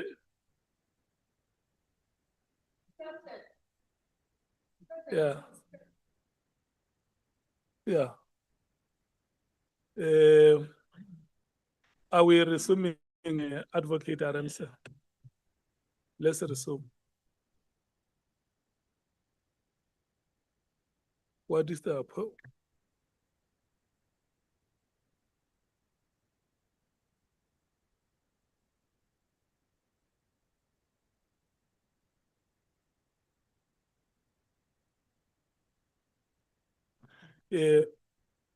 honorable members, we have released Honorable Breitenbach, like she requested to be released at 1:15, and Honorable Thopa, where he's following the proceedings, he says the apology should read that due to logistics and traveling arrangements, not preparations for the SOPA. Yeah. Okay, we are back in action. Advocate Arense, may we proceed together with Mr. Honorable Sols? Chair, I just want clarity quickly around our seating arrangement. My seat is occupied by MP from the Economic Freedom Fighters. I didn't want to bring it to you, so I showed courtesy and brought it to the leadership. But now I'm not listened to, so now I'm bringing it to the House. I can't be putting my seat here. You know, I know Honorable Malema to be a very sociable And maybe it's only when it comes to me. and kind neighbor. And maybe it's only when it comes to me. So may I just request you to apply the laws of good neighborliness? No, Chair, it was never brought to our attention. We'll resolve it. There's no problem. Yeah. It was never brought to attention. Ask your DSG. then. Yeah, DSG didn't tell me. I didn't know there was a problem. Thought the commander is very strict. There's no glitch. Now we'll deal with it. All right. Also, you feel relegated there. You are in the lower division. Are we sorted now? Yeah, no, I understand that there is. May I take my seat next to I the understand next to the commander in chief? that there And is good my seat will never be neighborliness. occupied again. Yeah, All right. that proximity is good for you. No. Okay. Thank you so much. Advocate, are we ready? Thank you, Honorable Chair. Honorable Mr. members. Paul O'Sullivan, welcome back.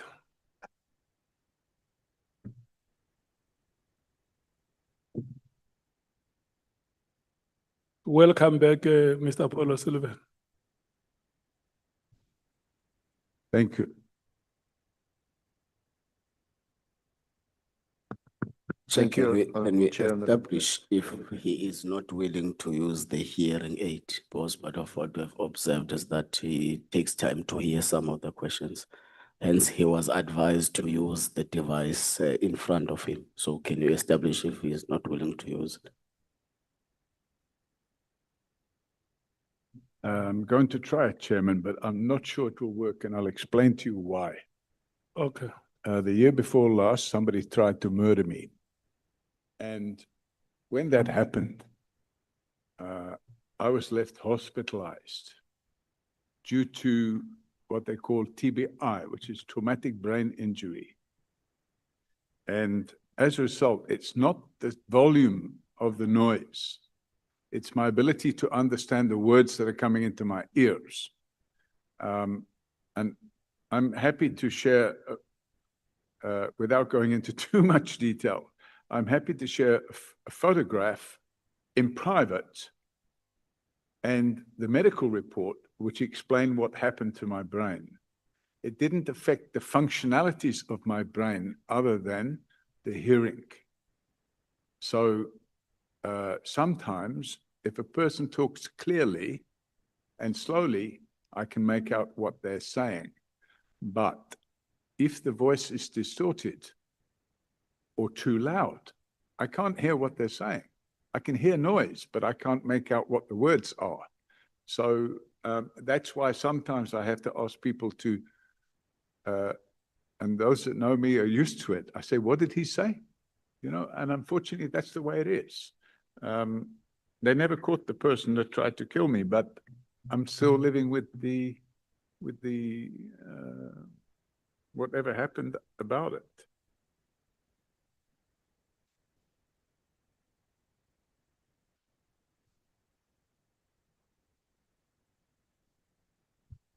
So I must just go like this.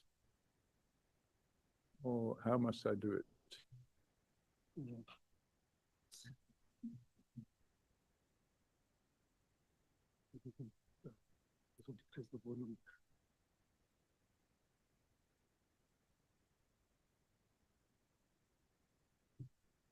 Now you can hear silence. No, I can hear you, Chairman. Oh, you hear me now. Okay. Advocate Aaron, sir. Honorable Chair, may I proceed?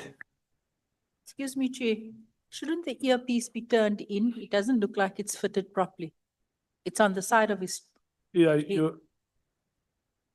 you can get closer and help. I must, what?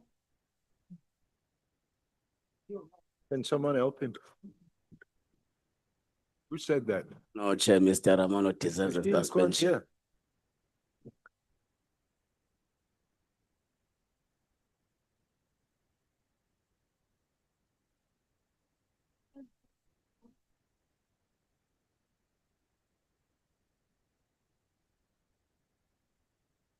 Holy shit.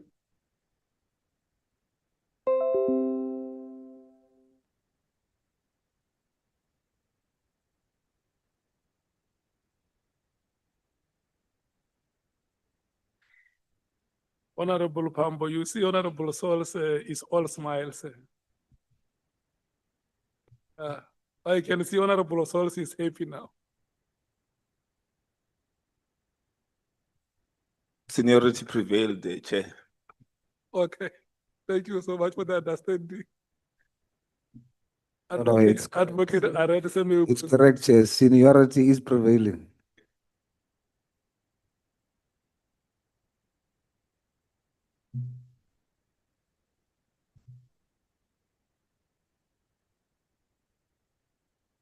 May I proceed, Chair? Thank you. Mr. O'Sullivan, are you ready? Yeah. Oh, good, thank you. Thank you. Just to recap and maybe to summarize from the line of questioning about your credentials as a police reservist trainer and more particularly as a lecturer, because you said you lectured in subjects of police administration, crime investigation, criminal law, and also the Constitution, and probably the most important part of our Constitution, which is human rights. Yes, the Bill of Rights and human rights is the same thing. But you accept that you didn't have any formal training or qualifications to give lectures or to teach people in these subjects. As I said, I went on a trainer's course. Now, Is that the one in Paul? yes, and the manuals, if you put them on a table, they would probably sit up to about there, and there would be about 30 books or 20 books, a lot of them, and there were different colors depending on the subject. And the train the trainer was how to take people through those manuals. So you went on train the trainer course, Correct. and were you accredited for that? I was issued a certificate that I was authorized to provide this training. And who paid for this training? It was the government, obviously, that paid for it. The police. Yes. And you volunteered this training. You didn't get. I was asked to go on the course. Okay. They were looking for people that would go on the course, and I was asked, and I went on it. Okay. Now,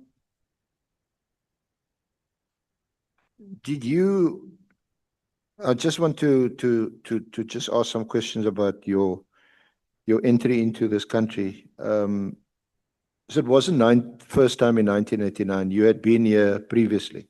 Oh, yes. I've been When did you first come into South Africa? I can't remember the year, but it would have been in the 70s as a tourist. Yeah. So, I mean, I remember going to Kruger Park. I remember staying, some of it you can still remember. I remember staying at the Fig Tree Hotel in Nelspruit, which was 7 Rand a night, or 7 Rand 50 if you had breakfast. So it's a long time ago. And I enjoyed it. I came here for holidays. And I probably came once or twice a year for holidays. And did you visit what was then Rhodesia before it became Zimbabwe? I did, indeed, yes. And what was your purpose for going to then Rhodesia? I spent a 2-month holiday at a place called, it's now called Kwangi. It was then called Wankie, which was a very large game park. We cruised on the Kariba Dam. We went fishing on the Kariba Dam. Yeah. You didn't interact there with the Rhodesian police, their special forces, or the army? None whatsoever, no.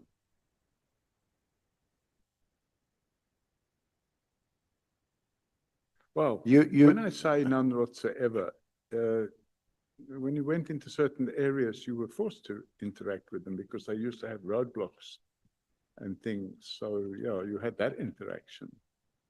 But I never had any official interaction. Yeah, no, I mean even unofficial, because often in the kind of undercover COVID world, these things are never official. They are unofficial. Yes, no, I never had any unofficial interaction. My interaction would have been, for example, you get stopped at a roadblock and they search your car, that sort of thing. Yeah. Now, I shared with you, and we will make this letter, or a copy of this letter, available to the committee, the Honorable Committee. It's a letter which I shared with you. Yes. Now during the lunch break. It's dated the 23rd of November 1982. And it's addressed to a Mr. S.S. van der Merwe. Initials are quite unfortunate. And S.S. van der Merwe, Director General, Department of Internal Affairs. And the author of this letter is D.W. Watterson, MP.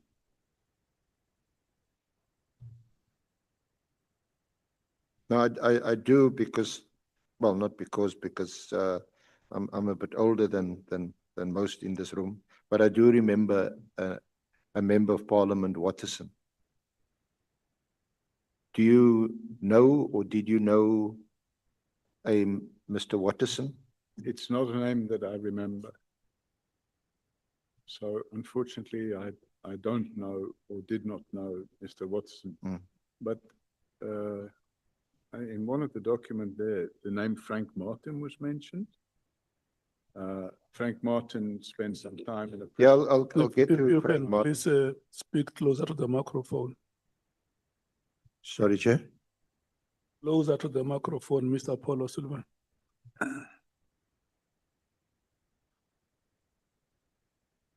So, Mr. Sullivan, this letter reads, and you've got a copy of the letter. It's from Mr. Watterson to Mr. Van der Merwe, who was then the DG of Internal Affairs. Dear Sir, enclosed herewith are documents for a Mr. P.R. O'Sullivan, who holds a Republic of Ireland passport, but has been brought up largely in England and now wishes to settle permanently in South Africa. I first met Mr. O'Sullivan in the UK in an ex-servicemen's club with Mr. Frank Martin, senior MEC in Natal, about 2 years ago. He was very keen to settle in South Africa. We were both impressed with him as a suitable settler for South Africa. Intelligent, well-educated, and of a very conservative political attitude. I believe he would be a very useful addition to the white community of our country. Upon conversation with him, it appears that he has voluntarily undergone military service overseas and is very familiar with modern armored weaponry. If allowed to remain in South Africa, he would be very willing to undertake military service. I regret having to worry you with another of these immigrant cases, but I believe this one is well worth the effort. His visitor's permit expires at the end of January 1983. Therefore, it would be appreciated if the matter could be handled with some expedition. Kind regards and best wishes for Christmas and the New Year. This is written on the 23rd of November 1982. What is it? Sorry, Gilbert. Sorry.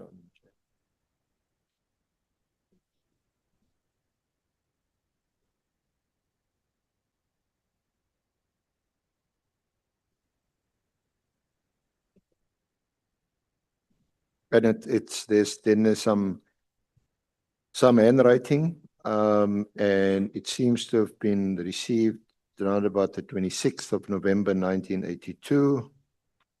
Then there is a handwritten letter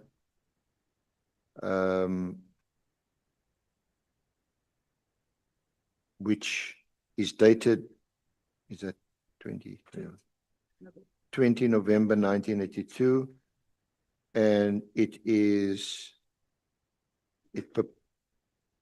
it comes from you, and I think you confirmed that this was your handwriting, and this is what it says.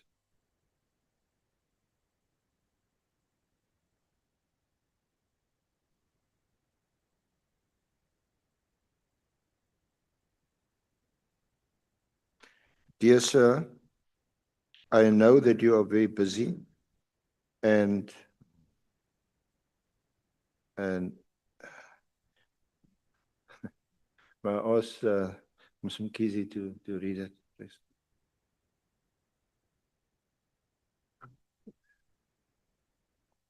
We'll read the next.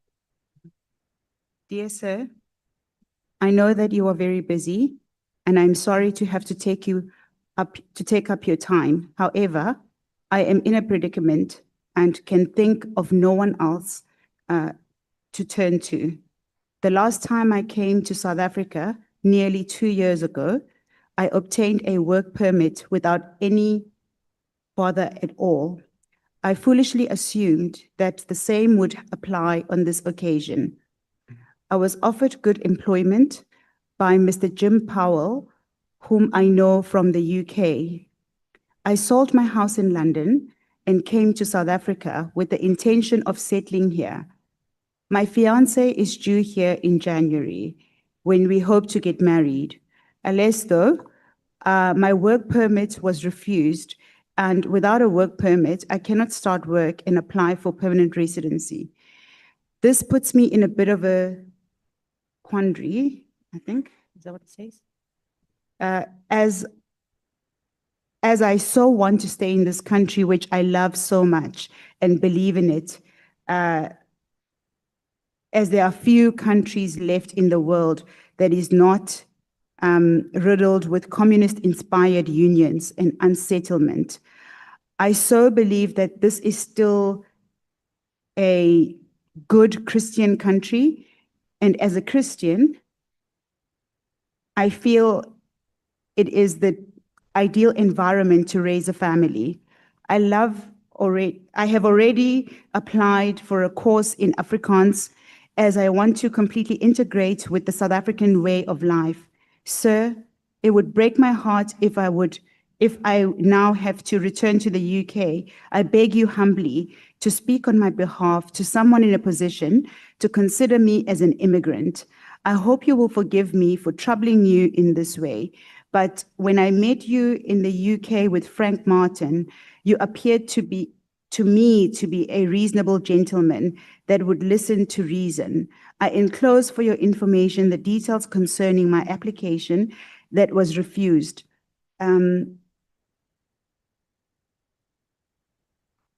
Here are some details about myself and copies of my certificates and references. I will pray that you will find an ear somewhere that will listen to you on my behalf, as it means so much to me. I have also sent a copy of this letter to Frank Martin, who has been a friend of mine for some years now. Humbly yours, P.R. O'Sullivan.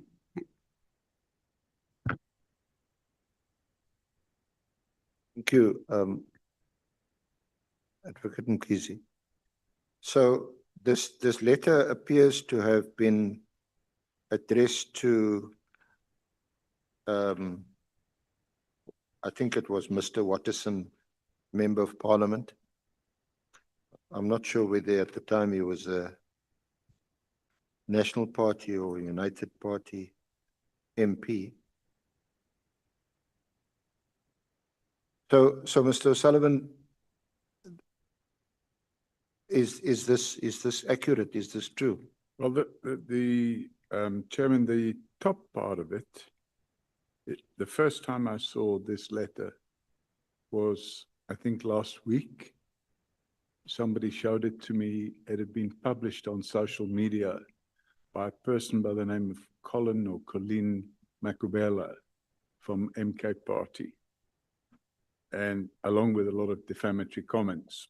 And the bottom part of it, which is a handwritten note, the circumstances surrounding that were that Frank Martin was a member of the club that I used to attend in the UK, which was an ex-servicemen's club.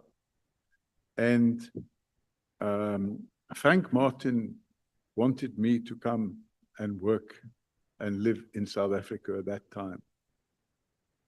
And I can't remember exactly what took place because we're talking 40-something years ago. I'm being interrupted or not? Am I allowed to finish? Okay. So it was like 42 years ago. I was in my 20s, you know, and what happened was Frank Martin said, you can get this position. It would be a very good position. I can't even remember what the position entailed, but you would have to fill in an application form. And actually he filled the form in for me. And he said, you need to write this letter. And he told me what to write, and I wrote the letter. And after that, I never heard about it again. But I was here. I came here on a regular basis. In fact, I subsequently got married in 1984. And I had my honeymoon here. I never sold any house, of course. As was stated there, I wrote what Frank told me to write 42 years ago. And after that, I can't recall what happened about the matter, but I'd never seen, and I don't recall having met this fellow Waterson. If I met him, I don't recall meeting him. It's not a name that I know. If he says your handwritten letter appears to be addressed to him, although he's not mentioned in the handwritten letter, because he then references that he met with you in the UK in an ex-serviceman club with Mr. Frank Martin about 2 years ago. Yeah, I don't recall that. Frank Martin was definitely a member of my club. Frank Martin was in a prisoner of war camp with my late father. And Honorable Novalo. No, Pardon? thanks, Chair. I couldn't hear properly. You spoke about Colleen of the MK party. I just missed that part. If you can explain what he meant. He says the letter that is being referred to was posted on social media by a certain Miss Colleen Makubela from the Okay. MKP. Okay. Okay. Along with a lot of defamatory comments. Along with a lot of defamatory comments.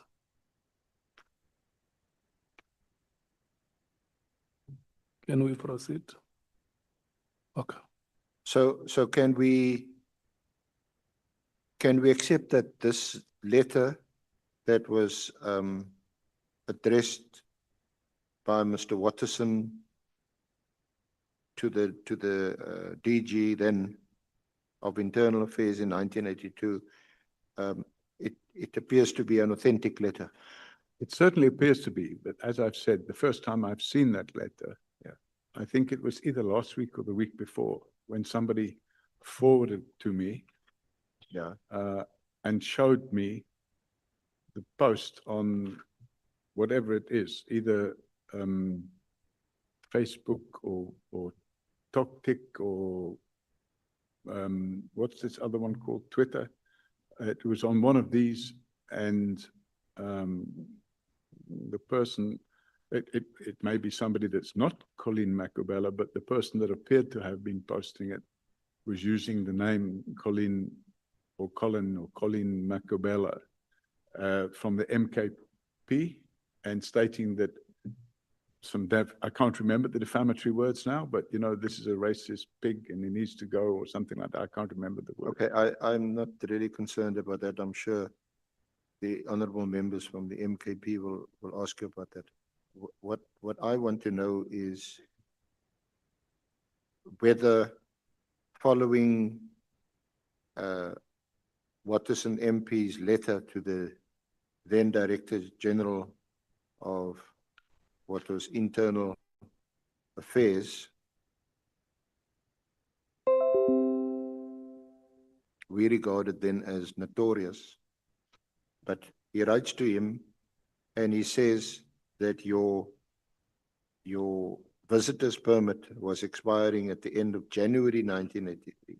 The letter is written in November 1982, essentially seeking a favor to either extend your visitor's permit or in fact requesting that one can infer from the letter be accorded some permanent status. So my question to you is, after you wrote the letter in November 1982, on the 20th of November, it looks like to Mr. Watterson, did your status change after January 1983? No, in fact, Chairman, I was if I recall correctly, I was on a vacation in November in South Africa. I wasn't here until January the next year. And I met with Frank Martin, who I knew, because, as I previously stated, he was in a prisoner of war camp with my late father.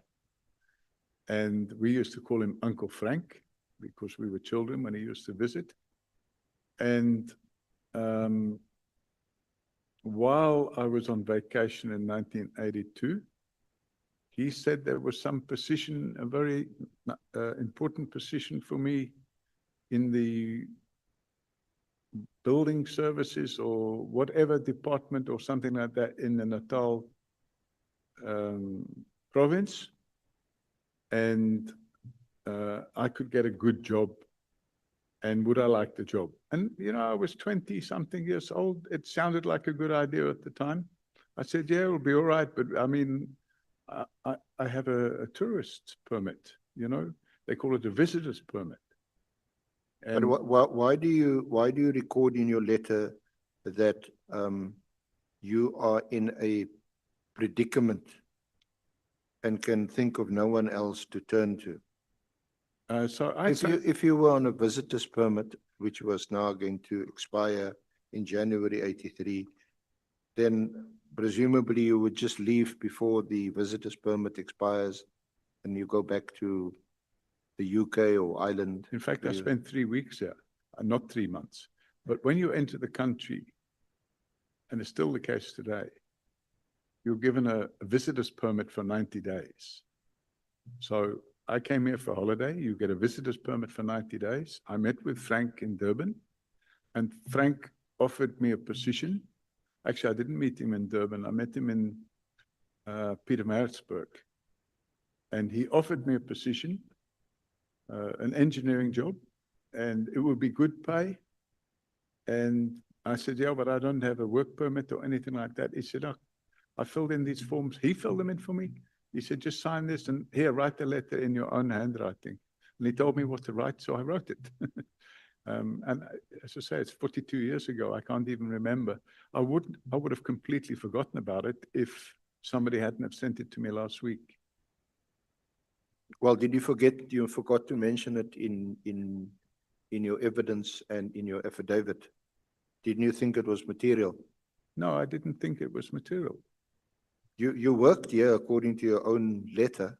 You had obtained a work permit without any bother, and you foolishly assumed, I'm reading from your letter, that the same would apply on this occasion. You were offered good employment by Mr. Jim Powell, whom you knew from the UK. You sold your house in London with the intention of settling here. Now you write and you say you're in a predicament because you're sitting with a visitor's permit and you had intention of going back. Chairman, as I said, I came on holiday. I just wrote what Frank suggested I should write. I cannot remember now what happened 42 years ago. But, you know, I wrote what Frank suggested I should write and I gave it to him. I didn't send it anywhere. He handled it. And this letter that's attached to it, I see it for the first time. But this seems to be your predicament recorded in your own letter. So I wrote what Yes, Frank let me quote suggested I write. from your letter. Alas, though my work permit was refused, and without a work permit, I cannot start work and apply for permanent residence. I don't. So this is the predicament you say, because this puts me in a bit of a quandary, as I want to stay in this country, which I love so much, and I believe is one of the few countries in the world that is not riddled with communist-inspired unions and what is it?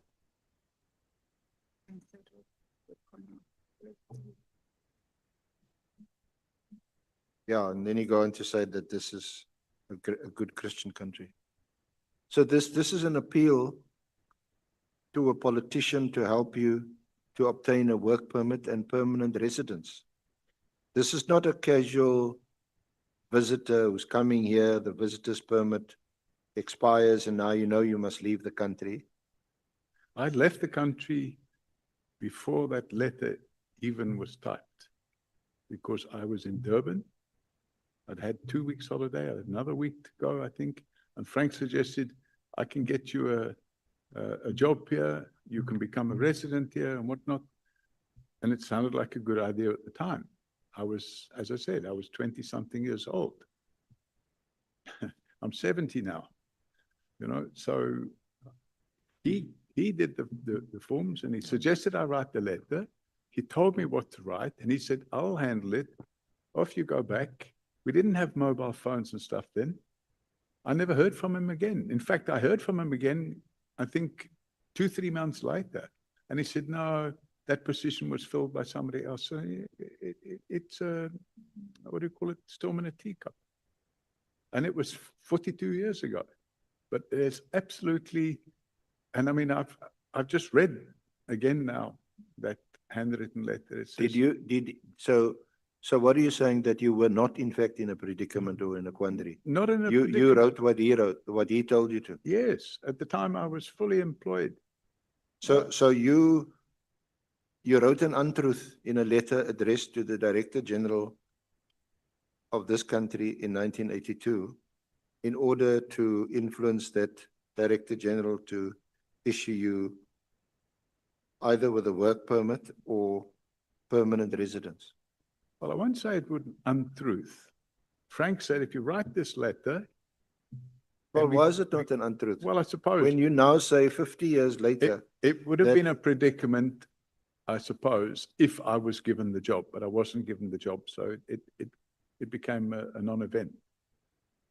But you know, in the 20s, you'll do things that perhaps you wouldn't do when well, you it would have become been more mature. it's a pity that you know, you give this explanation, the extent to which I don't know whether it will persuade anybody, but it's because I disclose this letter to you, and I can assure you that I'm not on social media. I didn't pull it from social media, neither did any of my colleagues. I mean, we get this information on good authority, and you didn't disclose it in your affidavit. I know that my colleague, Advocate Mkhwanazi, did raise it with you.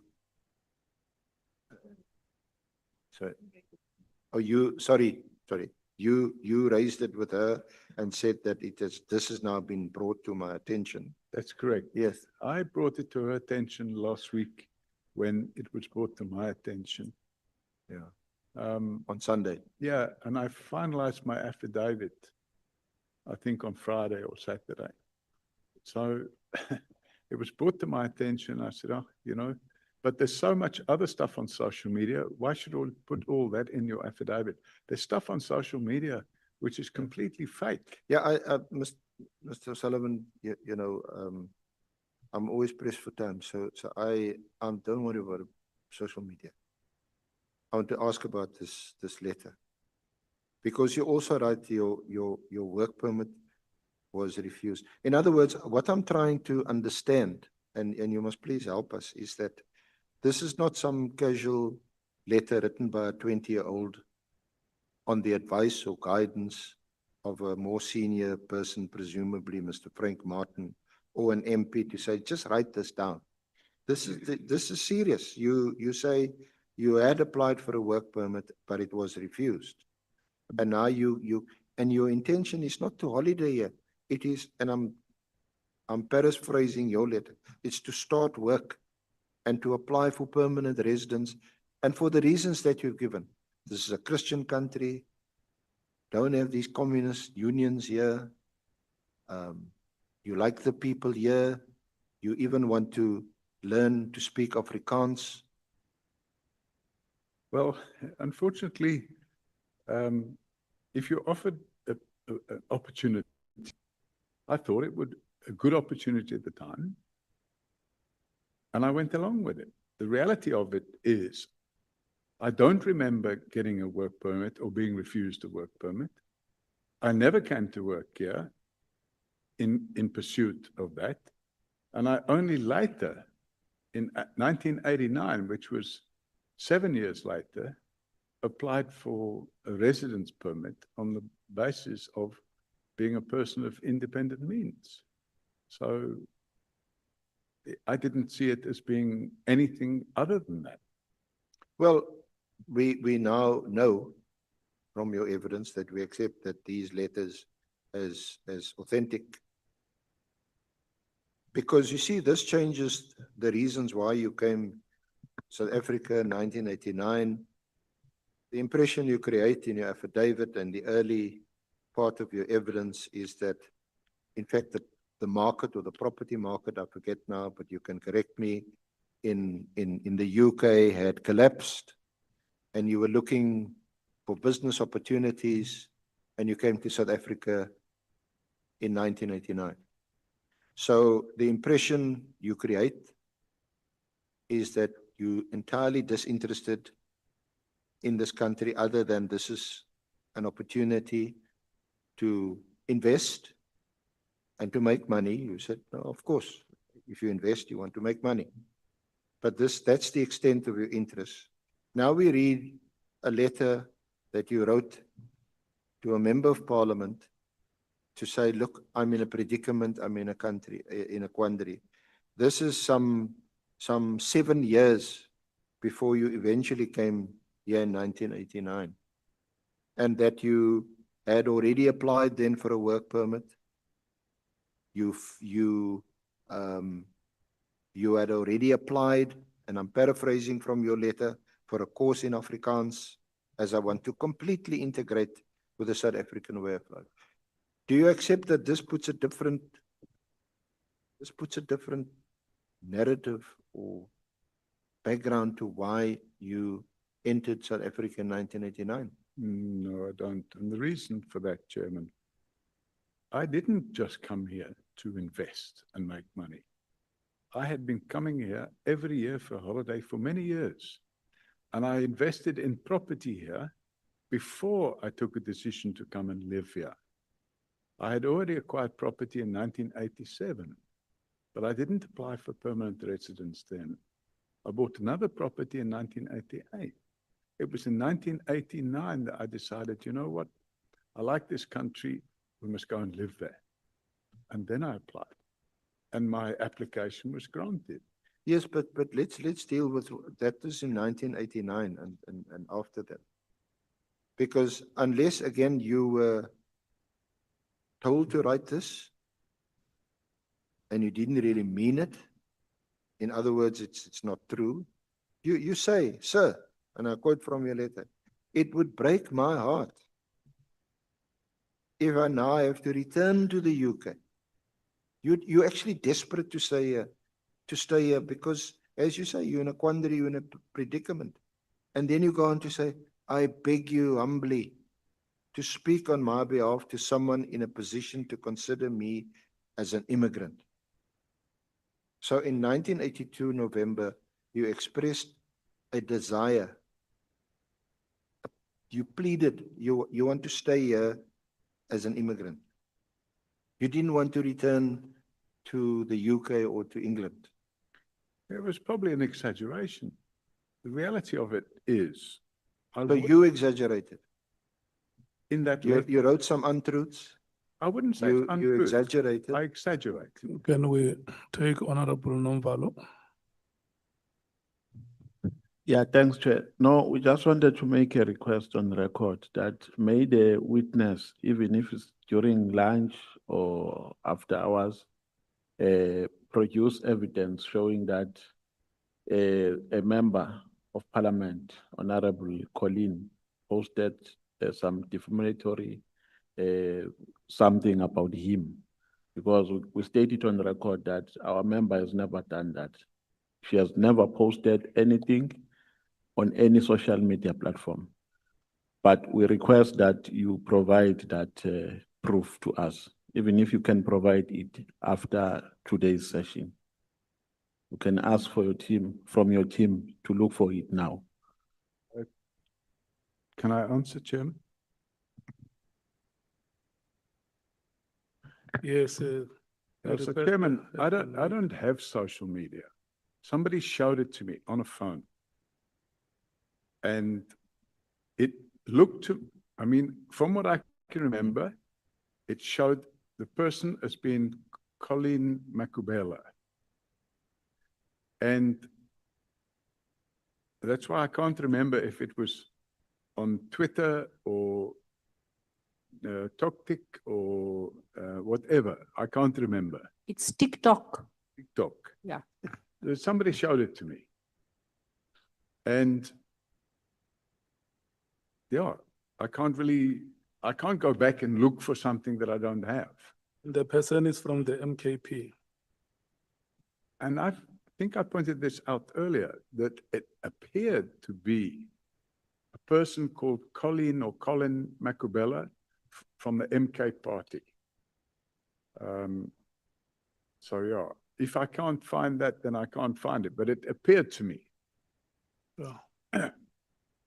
So I'm trying to do the best I can, but I don't have social media. So yeah. Honorable Novalo, your question has been responded to. No, unfortunately, Chair, he is not sure of what he's talking about. Then I think we are helpless under the circumstances because our member has never posted anything of that nature. Hence, we make a request that he provides proof to us. Because our member is even ready to depose to an affidavit.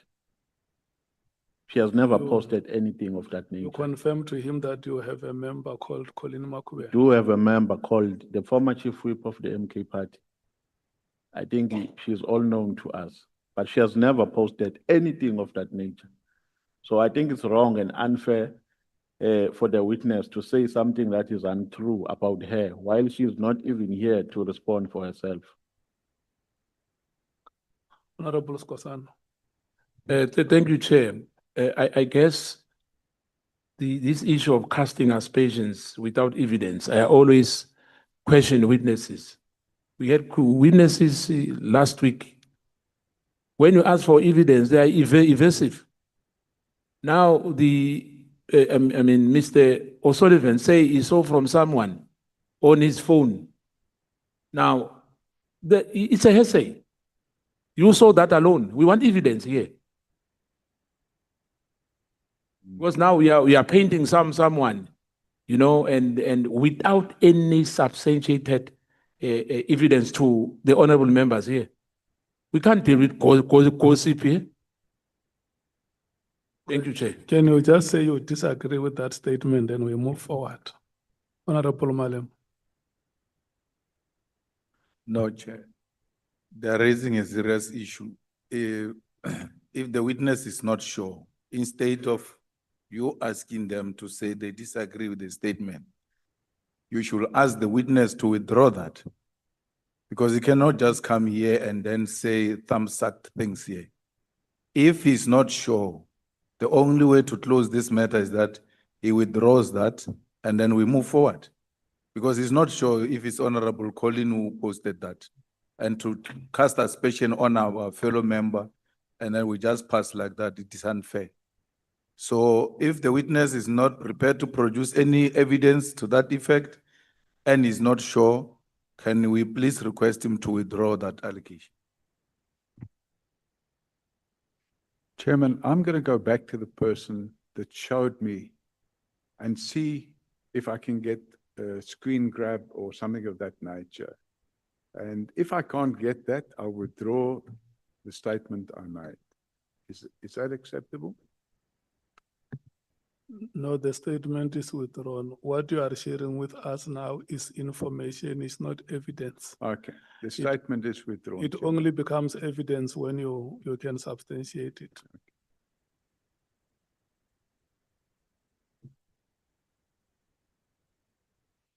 Advocate Arense. Thank you, Honorable Chair. So, Mr. O'Sullivan, your application for a work permit had been refused. I don't even remember. Well, that's what you say in your letter. Yes, but I can't, we're talking about 42 years ago. I just can't remember.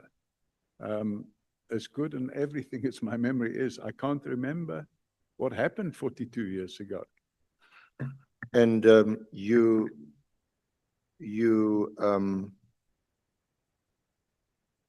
had then given some details of yourself and copies of your certificates and references. I can't remember. So can we have sight of these certificates and references that you enclosed with this application at the time? If we can get them from the person that supplied these documents, I would be happy to do so, but I cannot remember, Chairman, what certificates and application or whatever the case may be. So I really can't assist if I can't remember. Now,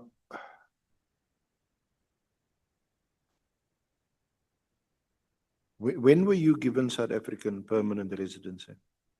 I think it was 1989, November or December or October. It was late 89.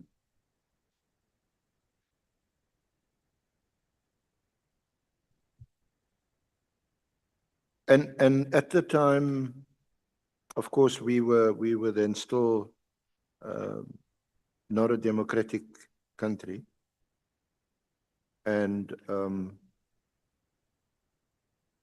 would what you have said in your letter that we discussed, would it have still been the case that you love this country? Because it's a Christian country. So They're no communists. Yeah. Chairman, I love the country. In 1989, I loved the country because of the nature of the people in the country. And I had some good friends here, and I liked the weather, and there were business opportunities. Now, I asked you earlier about whether you said you had been to then Rhodesia, but you had no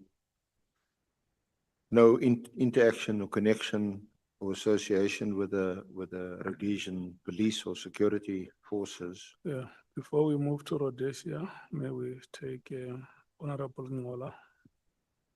Thank you very much, Chair. Chair, I consider the year that which Mr. O'Sullivan became a citizen very important for the proceedings of this ad hoc committee.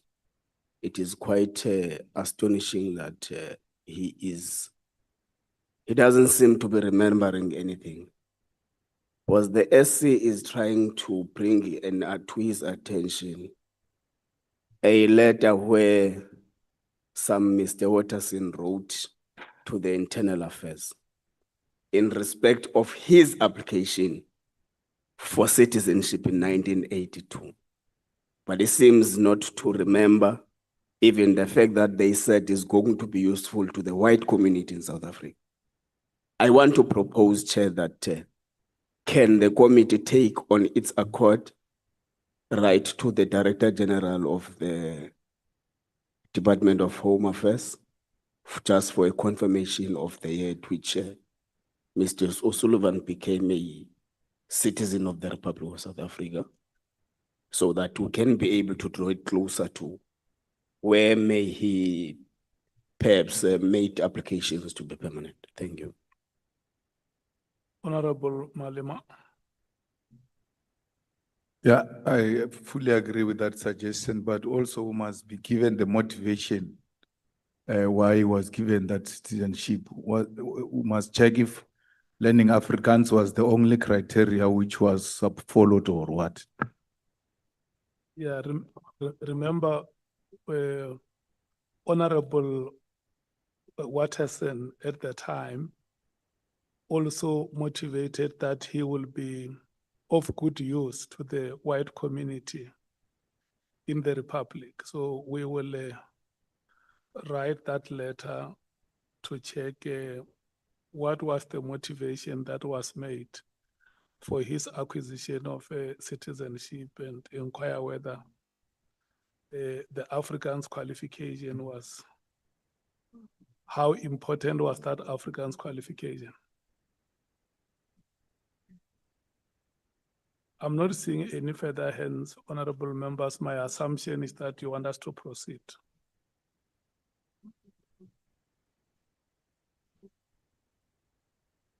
Are you done with your consultations? The two advocates. You are very quiet today, Advocate Mkhwanazi. I miss your voice. He's agreeing with us, yeah. Okay, can we proceed? Mr. O'Sullivan, was Mr. Frank Martin Bureau of State Security operative? No, Chairman. He was a MEC for transport and horse racing in Natal, what was then called Natal. So you do remember that clearly? Yes, he was a very friend, but I don't recall this fellow Waterson. And I don't, I've never seen that letter before in my life. By the way, I never said to anybody, I'll be a useful contribution to the white community. I would never have made such a statement. But you did? I didn't. No, in your handwritten letter. I did? I don't recall having said that.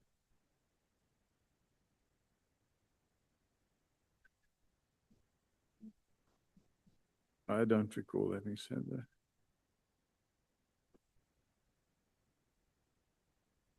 You certainly mentioned that you want to learn to speak Afrikaans.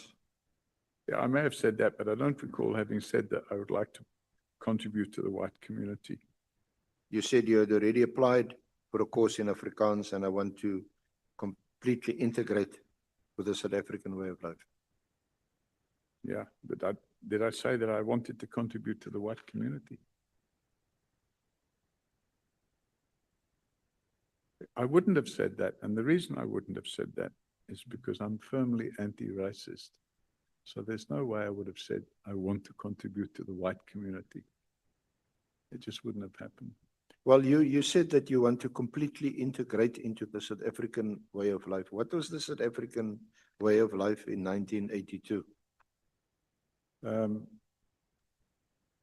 For us, what we had to have today, and I'm not giving evidence. Yes, it's just a fact. Was seemingly light years away, and for most of us, we said it will never happen in our lifetime. Yes, I wasn't. So you were thinking specifically of a white South African racist-dominated society at the time, and you wanted to integrate into this way of life by specifically learning to speak Afrikaans, when arguably, I do remember, I'm old enough to remember MP Watterson was one of the English-speaking MPs. So, in my view, the South African way of life in those days was nice weather, outside activities, boating, swimming. Braaivleis. Pardon? Braaivleis. Oh, all that sort of stuff. Yeah. But I was not interested in contributing to, for example, apartheid or anything of that nature. That wouldn't have been anything that I would have been interested in. No. Mr. Sullivan, that is directly in contradiction to your own handwritten letter, which says that it would break your heart if you were not granted this status because you want to integrate into this society. So I think, you know... Then a white-dominated society. Apartheid, separate development, forced removals, separate education, group areas, homelands. Yeah, in my 20s, at that stage of my life, I didn't even understand all of that. I had, what was that? In those days, I didn't understand all of that. I didn't even know the existence of a group areas. Of course, I know about it now. I had no knowledge. I had some knowledge, but I didn't have full knowledge of all the things that were going on. And had I have become a citizen at that stage, I would have helped contribute. Are you saying you were naive? Pardon? Are you saying that you were naive? No, I'm not saying I was naive, but had I have... Well, then it's worse. What do you mean it's worse? If you can say, I'm young and naive, I didn't really understand politics. I just wanted to do. I'm not now naive. I thought you meant, are you naive? Then I probably was naive. Yeah, well, but in 1982, you were already an electrical engineer. You were a learned person,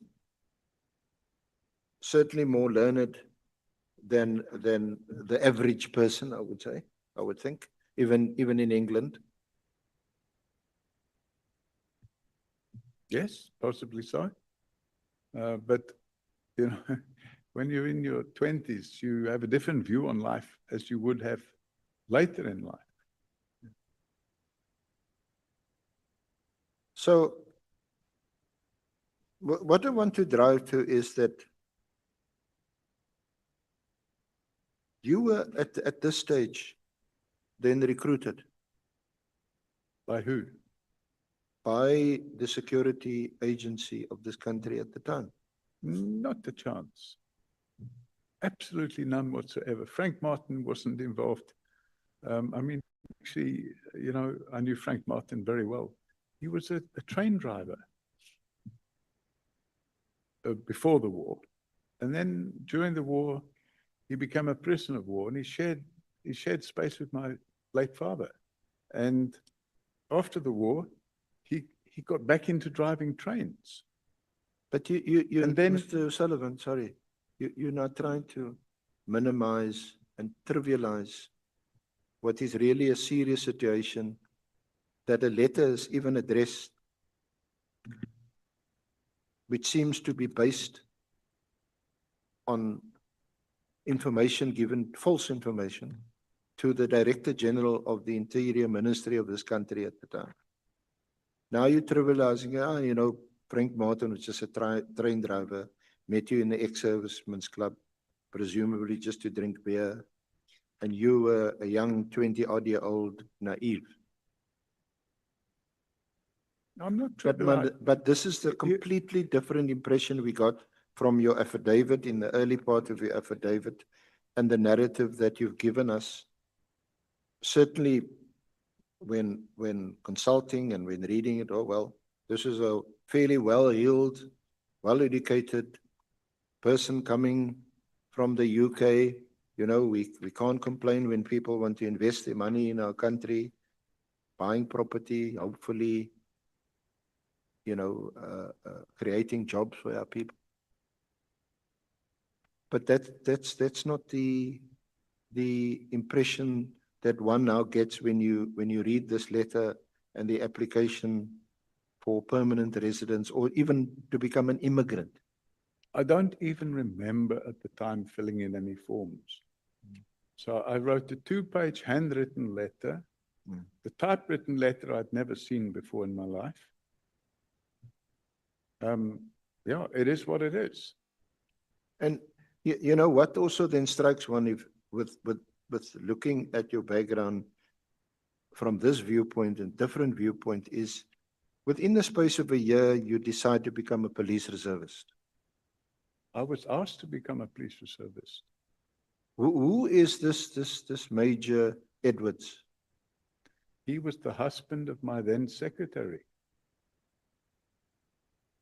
I mean, if I could track him down, I don't even know him now. Did you not look at his background? Well, it could be, because this is one reads about or sees in a movie. He could have been involved in the security services. He could have been a boss. You remember that word, boss? Bureau of State Security? Yes. So he could have been such an operative. So his wife was my secretary. He was the station commander at Halfway House Police Station. And this suggestion that I should become a police reservist took place after the democratization process had started in South Africa. And that democratization process is what triggered me to take a decision to apply for permanent residence, because I felt that I didn't want to live in a country where apartheid existed. I took up the opportunity or the request to become a police reservist after Nelson Mandela had been released from prison and the ANC had been unbanned. And I saw opportunities. I thought there will be good opportunities to help make a democratic country. And I played my part.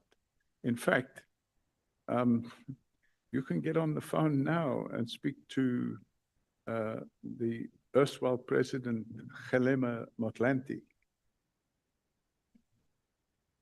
and ask him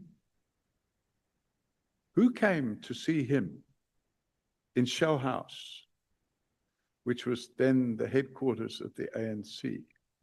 Ask him who came to see him in Shell House to notify him of the existence of a game farm in the Northwest Province where some very strange things were going on. You can phone him and ask him. Well, I'm not going to do that. And I that do have game a farm, lot by of the way, respect is for now known as Honorable Black Mr. Motlanthe. I'm not going to ask you that because I don't want to be distracted from what I'm asking you. Okay. Because this could easily fit into the narrative of someone who has infiltrated either the security forces or other intelligence forces in our country, that you would have had such meetings. You would have gone to Shell House. You would have met these important persons whose names you are dropping. But what I want to ask you about, because this is not what you say in your affidavit. Can I take you to paragraph 14 of your affidavit? In 1990, my secretary's husband, a certain Major Edwards in the SAPS, having heard of my background, persuaded me to join the South African Police Reserve. I took the view that if a country is good enough to live in, it's good enough to serve. In 1990, I joined SAPS as a reserve at the halfway house, now Midrand, where I completed training as a detective. As a reservist, I was required to donate approximately 8 hours per week of my time at no cost to the SAPS. Now, this is some 8 years later, after you wrote a letter to a member of parliament at the time, who in turn wrote to the Director General of Internal Affairs, pleading for this young person, this young man, to be given immigrant status. Because it'll break his heart if he must go back to England. He wants to stay here and learn Afrikaans. He wants to integrate with a Christian white community. I never said I wanted to integrate with the Christian white community. That's what your letter says, Mr. No, my letter I'm paraphrasing, but that's what it my says. letter doesn't say that. I'm Well, sorry. and then I'll be disciplined if I'm misrepresenting what you're saying.